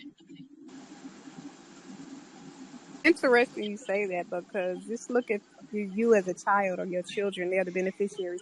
And some children have sued their parents. Yeah. Go look at the trust fund babies out there. They were set up as the beneficiaries at the beginning. They had certain rights throughout the entirety of that trust. That trust sets up the rules to where it says, hey, if you don't follow the rules, you will lose your beneficiary status. But they were a beneficiary from the beginning. And the Social Security Administration tries to play this other game and say, oh, no, you don't get benefits until you reach retirement. Well, then if I don't get benefits until then I must not be the beneficiary, because that's not how trust law works. That means somebody else is the beneficiary, because somebody's getting the funds right now. And that's why I say it's the state. And I get that. I sent you what I researched and circled. I see that. I understand. I have read it myself. Now, Social Security Administration may distribute them to another individual or entity as the beneficiary's representative payee. Well, guess what? You're talking about with old age survivors thing. So if that is the It's only two trusts thing, in one. It look, says old age, and then it says supplemental security income. yes, that's only one side of the trust. Okay, based on your evidence right there, you are not a beneficiary right now because you're not 65. Yes, That means I'm who's fine, but do we have a trust indenture saying how the trust is set up? yeah, it's called Trading with the Enemy Act started the trusts. They amended it in March 9th, 1933. They did the Banking Relief Act. The Trading with the Enemy Act is a banking act, by the way. They did the Securities and Exchange Act. They did the Social Security Act. They did the Trustee Indenture Act of 1939. All this stuff is tied together.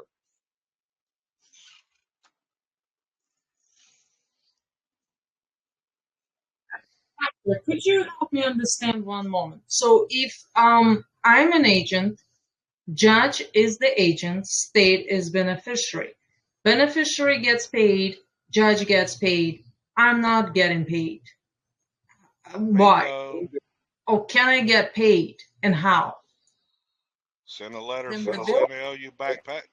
owe you back pay, because slavery is illegal. If I'm playing a part, what part am I playing? That's the question nobody's asking. Now, Agent representing the nation, yes. now, Raymond, how much trust law have you studied? Not a lot. Still studying.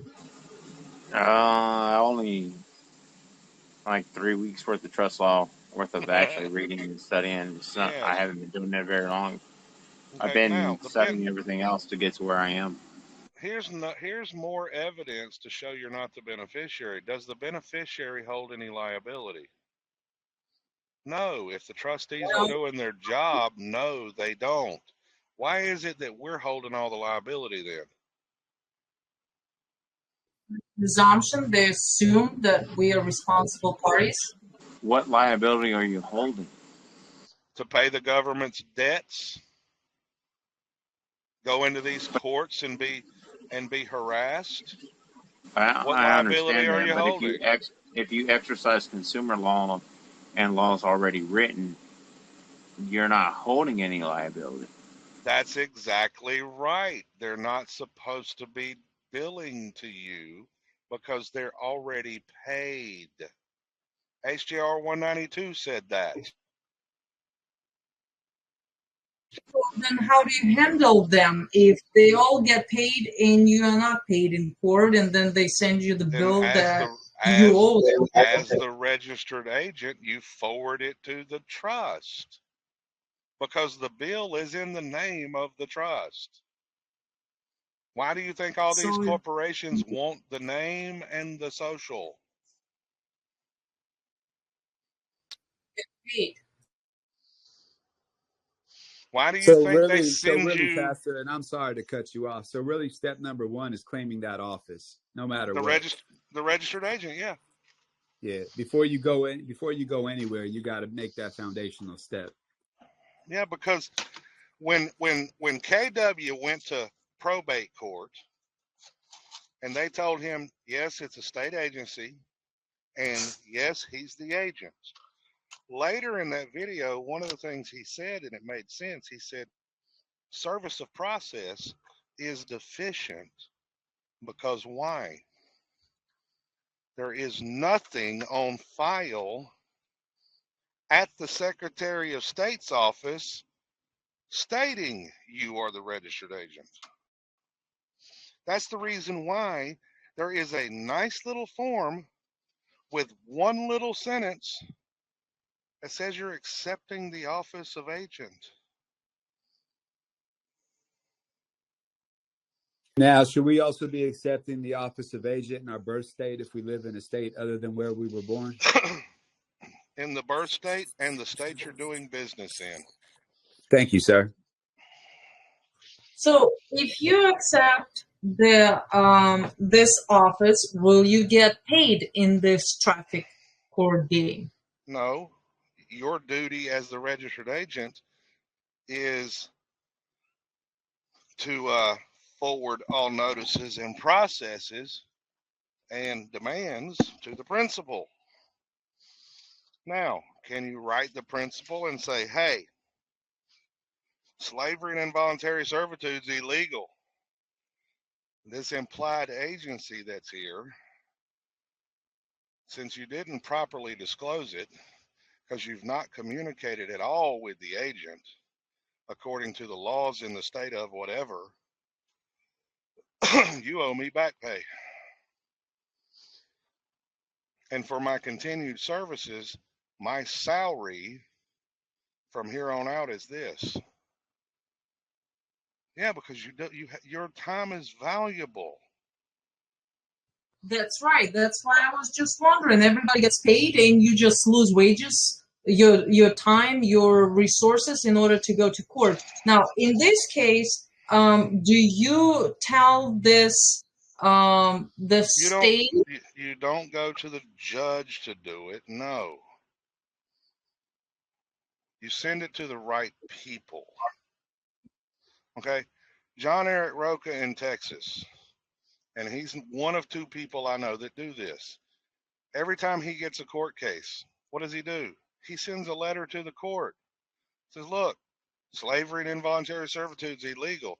I will be glad to come to court and perform, but my time is valuable, and my fee is this. He gets a letter back from the court that says, we don't need you to come. We don't need your services. My buddy in Minnesota, Mark, every time he gets a petty freaking court case, he goes on People Search. He's got an account with People Search, looks up the judge's name and address, looked up the DA's name and address. He sends them an invoice, a bill directly to their house. Hey, Pastor, do you have a letter or by any chance, stating that? Stating what? Or maybe like a PDF or something stating, hey, this is involuntary slavery. If you want me to go, I'll be voluntarily. No, I'm actually working on that. I'm off tomorrow, so tomorrow I'm going to get to work on it. Because I have a scheduled fee, but I just don't have a letter stating, like, hey, it's slavery and all that stuff. I have the Look up the Northwest Ordinance, otherwise called the Ordinance of 1787. Never use the 13th Amendment. The 13th Amendment is not law. The 13th Amendment was only passed by resolution. A resolution is not law. It is public policy. So you look up the Northwest Ordinance or the Ordinance of 1787. That's where the law is at. Hey, I just wanted to say much love and respect, Pastor. My dogs need a walk, so I'm going to get on. But when I come back and I got some other stuff to do, I hope you guys are still on. But I just appreciate the invite, being part of this family, the forum, all the wisdom, brother. So thank you, Pastor. Much love, much respect, everybody.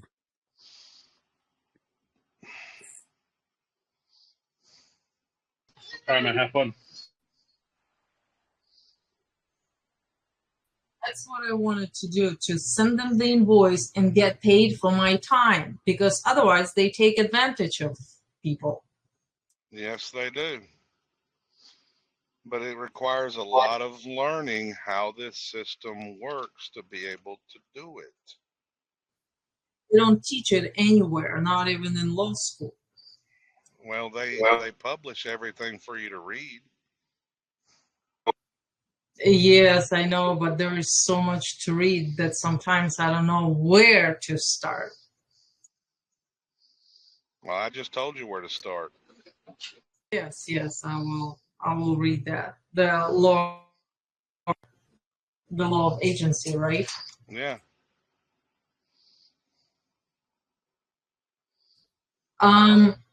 I also want to ask you if you have experience with property taxes. Do you also use the same approach of sending bills to the principal?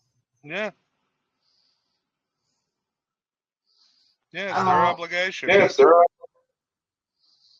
and they do pay, right? So it goes to Jessie. Now, what's her name? No. The only person that we know of that has done that correctly has been Myron, correct? Like, nobody, we talk about doing it, but we actually, anybody I doing know it that right now? Felicia is. She's waiting to see the results. Well, we talked about this. I thought we were working on this letter to get. Okay. Oh, the letter. No, you said you were going to write the letter and then send it to us, and we would look, and so I could proofread it. I was like, shoot, No. that'll be a I lot have nowhere easier to than me start. writing it, because when do I actually have time to write things?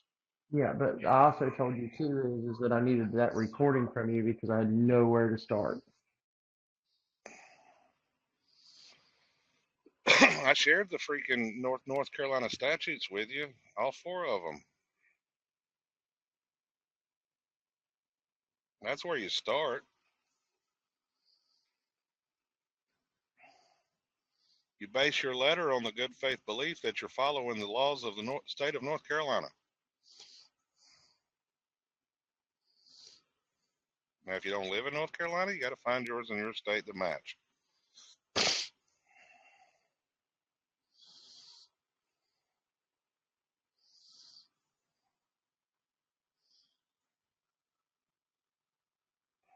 With registering, I'm sorry, with hearing about the registered agent, it kind of sounds like it's similar to what a trust protector is. Would you agree with that? No. Well, not in its entirety. A trust protector has more authority than a registered agent. A trust protector has the duty not just of the registered agent, but also to protect the trust. The trust protector is like a merger of power of attorney and registered agent, and a little bit more, because a trust protector also has the power to hire and fire trustees. If the trustees that are there are not doing their job, the trust protector has to come in and do what? Get new trustees.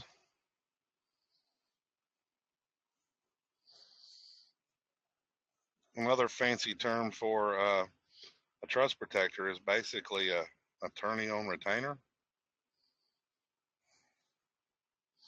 to handle all the problems.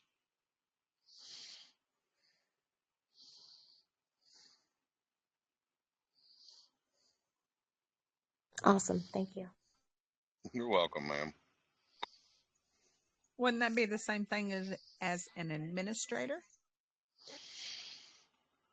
To a degree, yeah.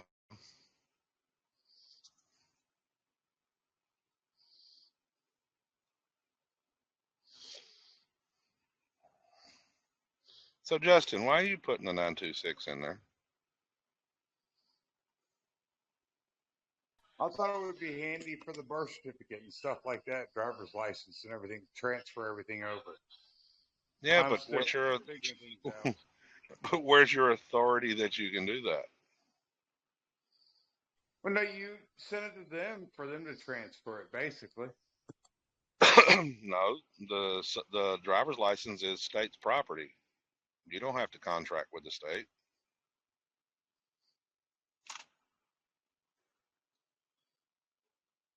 No, but I mean, what's already been done, I thought they could transfer the ownership still. No, they won't transfer the ownership of the driver's license. It's their property. It's got their name on it.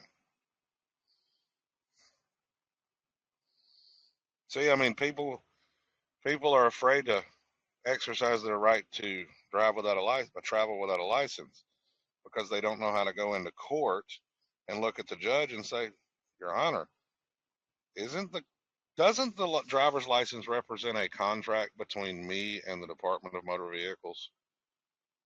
He can duck and dodge that question all he wants, but that's what it is. And if he's honest and he says yes, then your next question should be, well, Your Honor, can this court force me to contract with anyone? And if he happens to be stupid and say yes, Oh, I'm sorry. huh? Sorry. Go ahead. Sorry. I said, if he happens to be stupid and say yes, then you say, well, Your Honor, I will conditionally accept your offer on the contract at a set rate, because you got to remain in honor. Hello, my love. I just stopped in to say goodnight. Well, I think I should end it here so I can call my wife and spend a few minutes with her before she goes to bed.